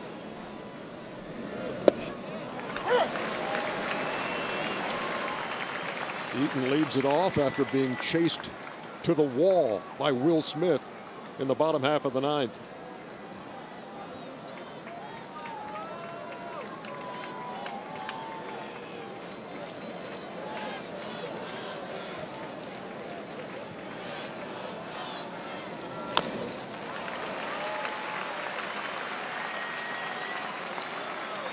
And you can see he's really throwing that slider with some depth tonight, something we didn't see in Washington in Game 3. Different Joe Kelly tonight. He came on to start the 9th, struck out. Taylor and Adams got a fly ball on a Trey Turner.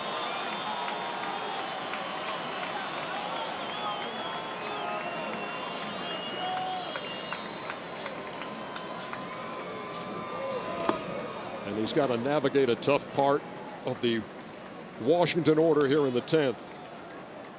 Eaton, who can handle the bat, Rendon, and then Soto. You see Kenley Jansen's up, so is Adam Kolarek. Kolarek's like the designated get Juan Soto out guy out of the... Yeah, he didn't get to face him in Game 4, so it's like we got to have him here.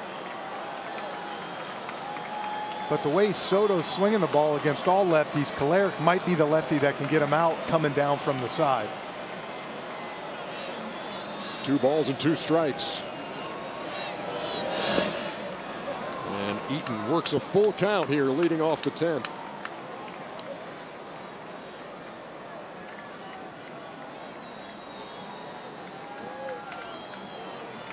Just the second time we've gone to extra innings in a Game 5 in the NLDS. Other was 2011 when Milwaukee beat Arizona in 10.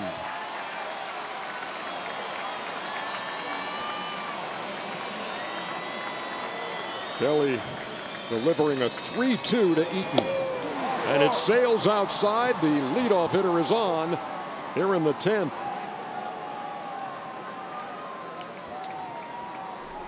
This is what happened in the top half of the 8th. Yeah, you see Rendon hit this good. He didn't get it as much as Soto did, as you can see. This ball was absolutely crushed right here. Look at that, almost 450 feet. And when that ball was hit, not a single outfielder moved. And that's how they got back to 3-3. Big walk by Eaton right here to get on first.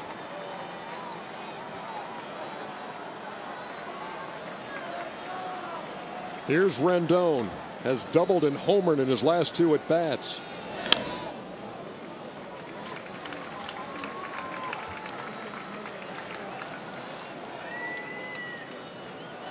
There was a borderline party atmosphere in here around the 7th inning stretch.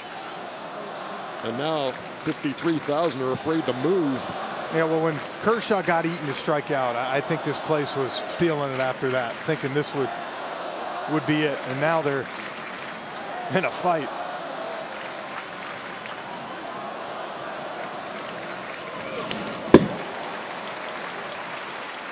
Rendon fouled that straight back and looked to be on it.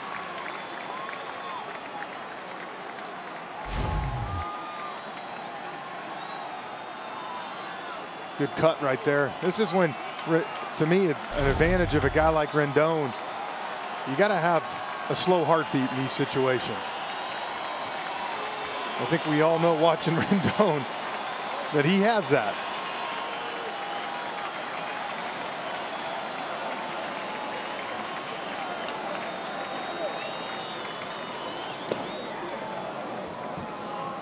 .99, but down low.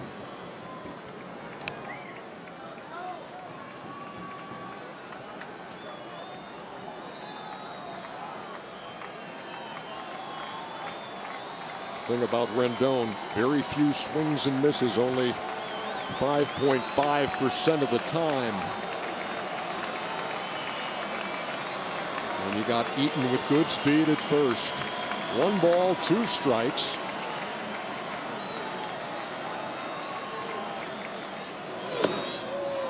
And we're at 2-2.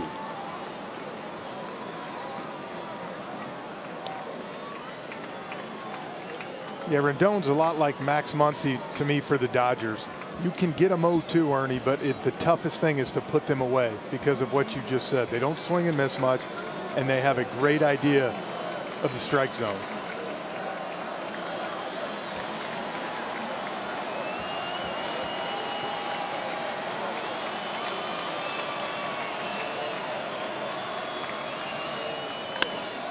In the air to left field. Taylor goes back. It's off the wall.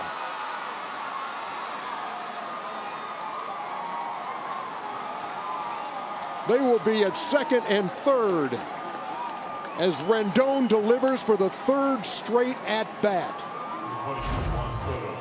Well, you see right here, he gets a hanger. He took 2 pitches to get it back to 2-2. And there it comes again, Ernie, when I'm telling you, the idea that you can slow yourself down, slow your mind, slow your body. Not many better than Rendon, and you see the ball stuck there. For the 2nd time tonight, we have a ball wedged, which will be a ground rule double.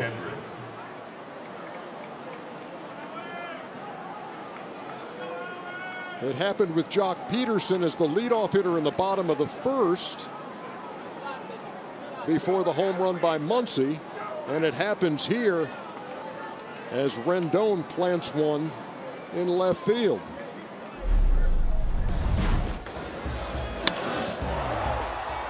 Yeah, so 2 balls now. have gotten stuck in the fence. Really wouldn't have mattered on that one, though. That was going to be a double, second and third. And now it's smart to me. You got to walk Soto right here. This is not the guy you can let beat you. Yeah. You look at the speed that Eaton has. You wonder if that ball comes off the wall. If he's able to score, you're not thinking so, Frenchie. Well, you're not going to. You don't want to get him thrown out if it's bang bang when you have a chance now to have the bases loaded and no outs. And it's Howie Kendrick who steps infield in for the Dodgers. Grounded foul past third.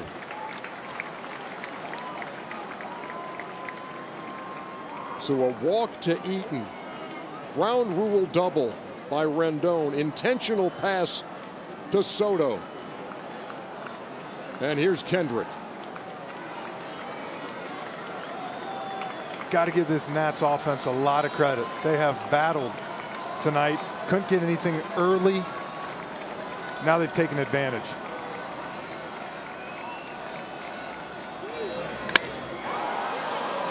This is deep to center field. Bellinger's back. It's a grand slam. Howie Kendrick with a 10th inning grand slam to break it open. Wow. It is 7-3. The former Dodger breaking hearts in Los Angeles. You talk about staying through a ball, and look, there's fans leaving already. And they are shocked at what the Nats have been able to do in the 8th and now the 10th with a grand slam by Howie Kendrick. Dead center.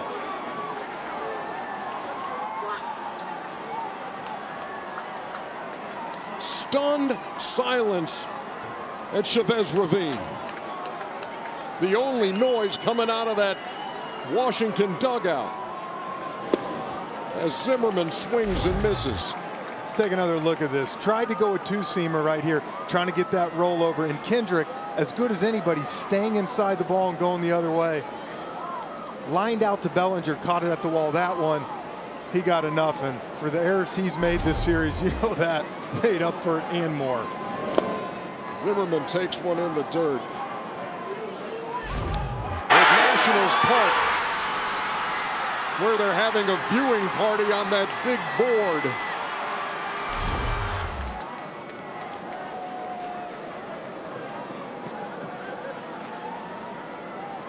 Just the second career grand slam for Howie Kendrick, who's been around for a while, and his first in the post. Unbelievable.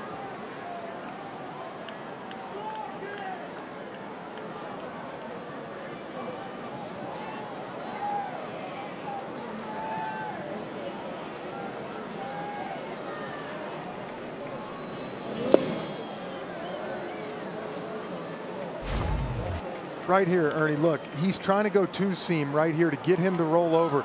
And do you see how Kendrick drops those hands and stays inside the ball? His idea right there is, I'm getting a sac fly, getting that one run in. By having the right approach, he ends up getting all four guys in. Great job by Howie. Like you said, after a series where he's made 3 errors.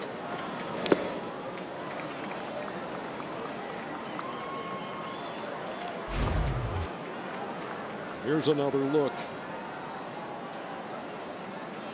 And that's where, to me, having a veteran guy like Howie Kendrick can come into play right there. And we've said it, the Nats have battled back all year. 19-31, and now they're 3 outs away from the NLCS.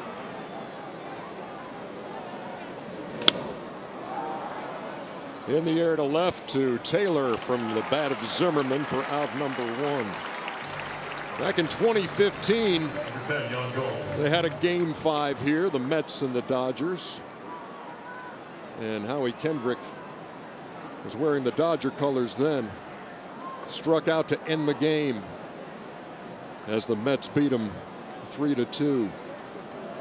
And here at Dodger Stadium tonight, wearing the Nationals colors,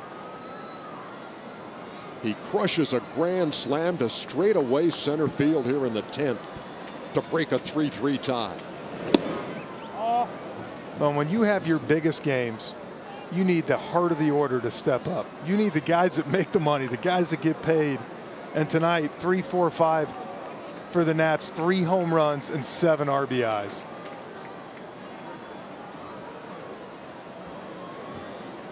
Yan Gomes waits and takes a strike.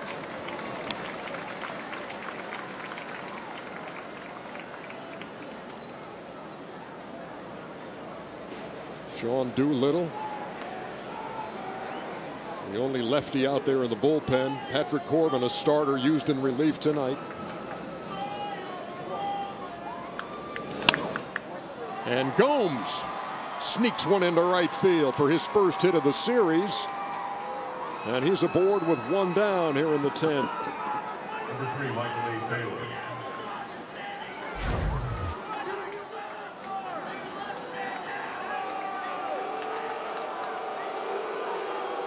Dave Roberts on his way to the mound.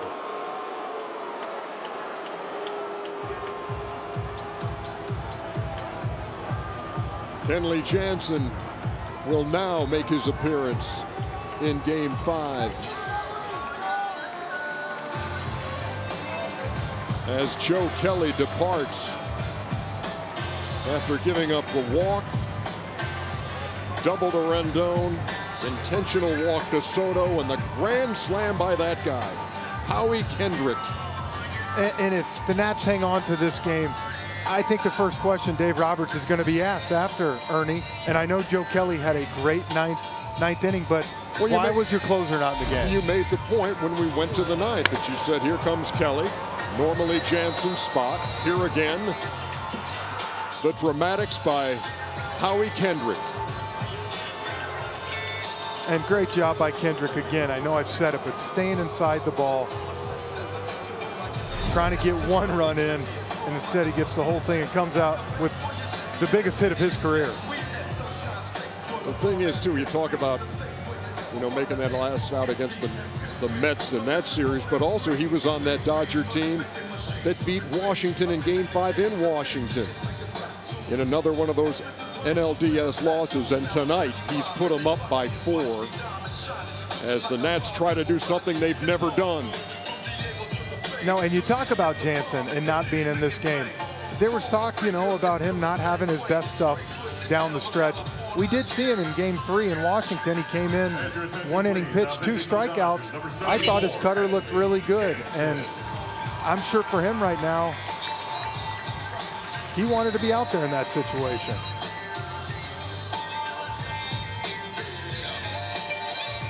So he comes on here in the 10th, trying to keep the deficit where it is right now. You talk about Kendrick and had some issues with the glove in this series.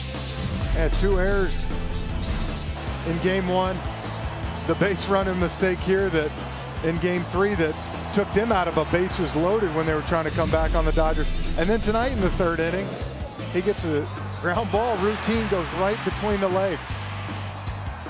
But as you can tell, that's why the guys, that's why Dave Martinez stuck with him. They know what he's made of, and right there, you see it. He knew it.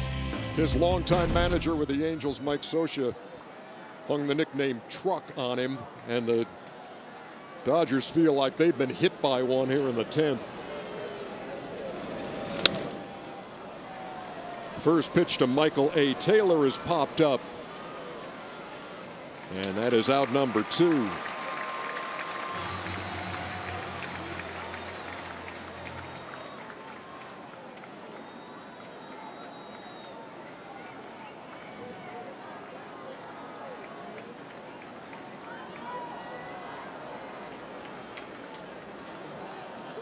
Brian Dozier's got a bat he's going to hit here in the 10th.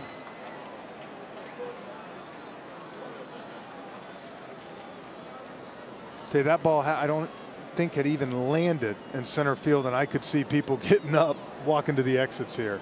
I think they're just stunned.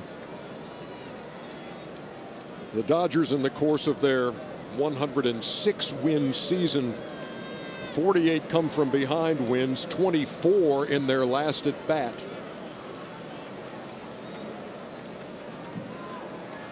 And they will face a deficit of at least 4 going to the last of the 10th.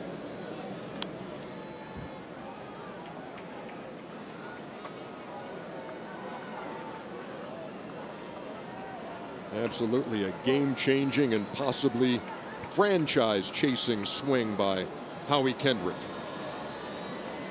If the Nats are able to hang on in the 10th. A strike from Jansen. And that's the crazy thing, Ernie, like we talked about, to be favorites in almost all 4 of your NLDSs, lose 3 of them all at home. And then here you start 1931, you come on the road to face a team that's won 106 games and quite frankly dominated the National League.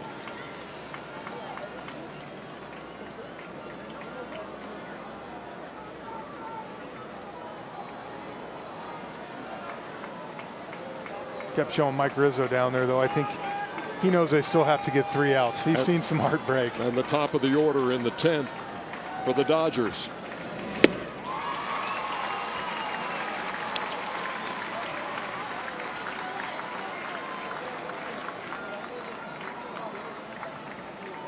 That is Mike Rizzo, who's watched some of his teams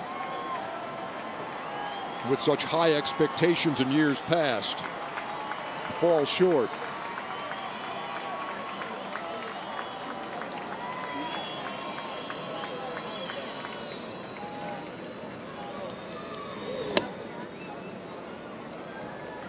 When you think back to 2012, and perhaps the most painful one for the Nats and their fans to live through was the NLDS against the Cardinals, where they led by 4 in the 9th with 2 outs and lost the series. But tonight they have claimed a 4-run lead in the top half of the 10th as Dozier pops that up. Seager makes the play. The Dodgers will come to the plate in the bottom of the 10th, needing 4 to tie. We'll be back.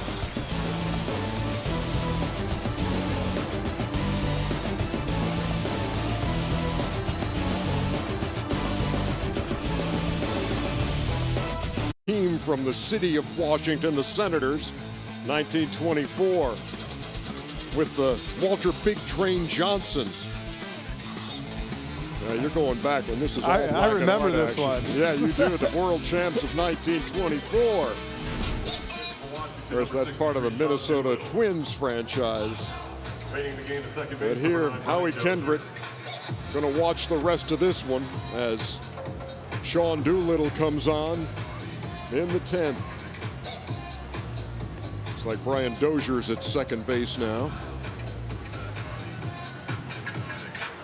Yeah, Doolittle was asked to do a lot out of the bullpen this year.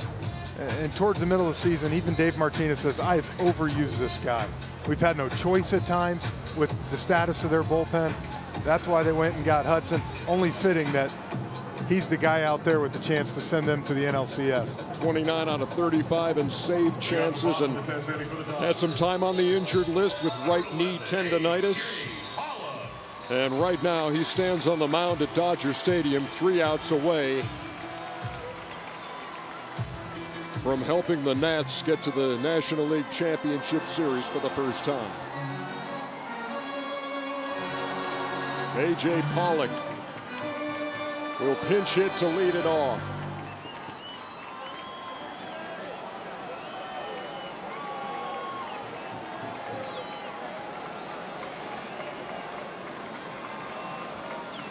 It has been a major struggle in this series for Pollock, who checked his swing, but he went as they checked down to Trip Gibson at first. Pollock looking for his first hit of this series. He's 0 for 12 with 10 strikeouts. And that's why he found himself on the bench tonight in Game 5. And quickly Doolittle is ahead. No balls and 2 strikes. Didn't we just figure he'd find his way down there at some point? No matter what anybody says, I'm going to go down there. We haven't seen him throw a pitch. No.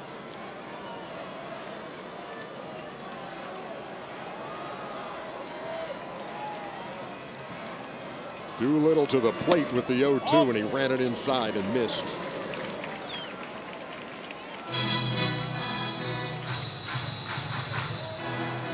Howie Kendrick's grand slam in the top half of this inning broke a 3-3 tie. The Nats have scored the last 7 runs of this game after falling behind 3-0. And Sean Doolittle to the plate, missed again. 2-2. Max Muncy is on deck. Muncy hit a homer off him in game 2 here. And for all intents and purposes, he hit a home run off him in game 4. It just didn't go out. The wind killed it. So important to get Pollock here for Doolittle. And he did. Struck him out to start the 10th. First baseman number 13, Max Muncy.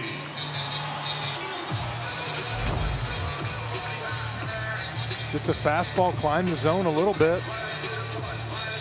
Good pitch to hit right here. Missed his spot, and Pollock just swung right through it. And he did the important thing there. The last thing you want to do is give them something they didn't earn. You don't want to walk the leadoff hitter. Started him out 0-2. Count was even, then he blew him away. Now here's Muncy with 1 down, nobody on. They load up the right side defensively. And Muncy takes strike 1. You hear all the time people have different mottos, you know, and sometimes you're like, that's great, you know, cliche, but stay in the fight really might be the most perfect motto for this team.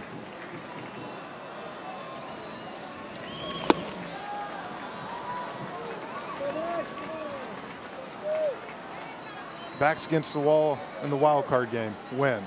Lose game 1 out here. You can't go 2-0 down here at Dodger Stadium and go back home. They win that. 2-1 in game 4, win that, and now tonight.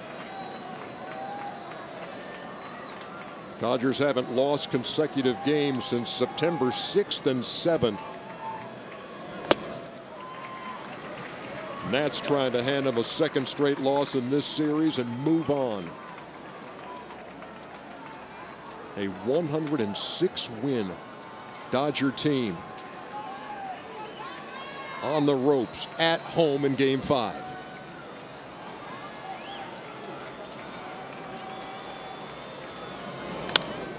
On the ground to first.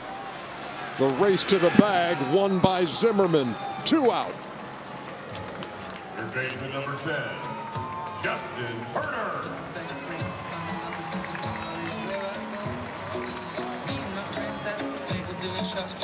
And I think a lot of the reason LA felt so good about this game 5, and they should have. Buehler pitched fantastic tonight.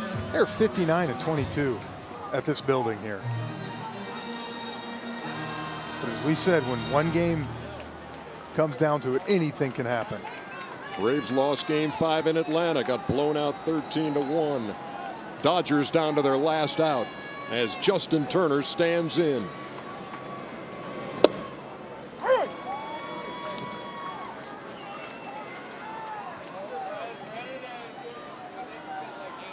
Cody Bellinger is on deck. Dodgers need a lot of traffic if they're going to do something about a 4-run deficit down to their final out.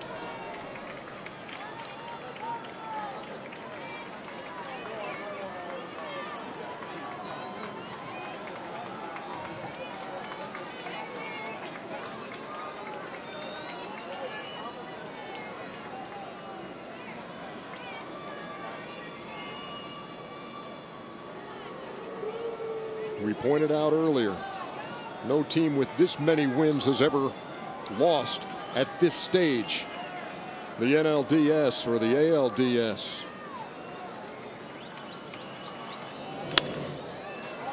Behind second, and that is going to be caught by Michael A. Taylor. And the Washington Nationals have knocked out a heavyweight. In 10, they beat the Dodgers in game 5. Wow, I think that ball bobbled around too, went up in the air, and he caught it to win.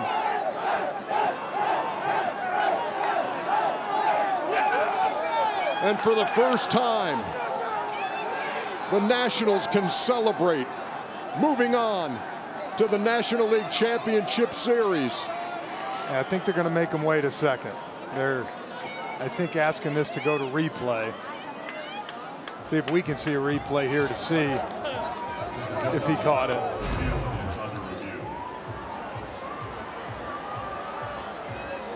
Oh yeah, that's ball game. He was juggling it, but it never found grass. Will Little, the second base umpire, was out there taking a look at it. What a catch to end. We wait for the official word as the headsets are just now being put on. Look at Max Scherzer comes out of hiding in the bullpen. Look at that. And that's a quick replay. You see Ted Barrett. Ball game. The Nationals can now celebrate officially. Wow. I'll tell you what, partner. They did. They stayed in the fight 3-1. Strasburg, not the greatest stuff early, kept them in the game. And now that's their 12th win after trailing by 3 or more runs, and the biggest win of the Washington Nationals history. A stunning NLDS loss for the Dodgers after a 106 win season. And the Nats, who had to win the wild card game, come from behind to do that, had to fight off elimination in Game 4, fell behind 3-0 in Game 5, and then scored the next 7 runs of the ball game. That's why you have to play the whole game. And there's the star Howie Kendrick. They're 6 outs away facing Josh Hader in the wild card game from not even being in this. And now here they are flying to St. Louis to start the NLCS. Look at Ryan Zimmerman. He's been here for all that disappointment.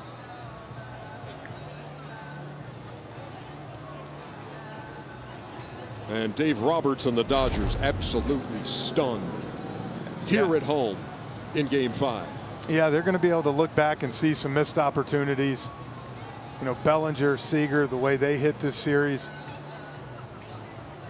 But at the other side, you got to give a lot of credit to the Washington Nationals, the way they played, the way the pitching staff went. They rode those 3 starters. And you think back to how this game played out when Buehler gives up 1 run in 6 2/3. Dave Roberts had talked about the piggyback. I want to bring Kershaw in right after Buehler. Kershaw comes in, strikes out Eaton to end the 7th. Comes out for the 8th. And then Rendon and Soto go back-to-back to tie the game. And then in the 10th, Howie Kendrick unloads a grand slam home run to straightaway center field. And the Nationals are in the National League Championship Series. Let's go down to Alex Chappell. Alex. Thanks, EJ. I'm with Howie Kendrick, and Howie, tie game with a spot in the NLCS on the line. You're facing Joe Kelly, second pitch, grand slam. How would you describe the moment? You know what? It was electric. Probably the best moment of my after a hard-fought game. Strasburg did a heck of a job tonight. Soto, Tony tied the game up. I mean, you know, extra innings too. I mean, you couldn't make this up, you know, and it's definitely a dream come true. You just said it was the best moment of your career. This series, it's been challenging at times. So how satisfying was that just to be the guy to come through in such a big way for the Nats? You know what? There's no success without effort or error. So, you know, being out here, being able to play and have an opportunity to do what I did tonight, you know, it's truly a blessing, you know, and to have the teammates and the team It's gone, the ups, the downs. You know, I don't think any of us would change it for anything. Howie, this was a ball club that went 19-31 to start the season. Now here you are headed to the NLCS. What makes this group so special? You know what? We never gave up. You know, the city had faith in us. The fans had faith in us. We believed in ourselves. You know, everybody came through for us. I mean, every guy on this roster and some guys that aren't, you know, they stepped up and did a great job. Howie, thanks for the time. EJ? Thank you, Alex. The Washington Nationals going to enjoy each and every second of this. When you think about how many times they've watched guys celebrate on their field, they've come close but never able to break through and get to the NLCS. But this year is different. And here at Dodger Stadium, they have gotten it done. Not only the big blow by Howie Kendrick, but a bullpen in the last 2 games with 6 shutout innings. Final score 7-3 in 10.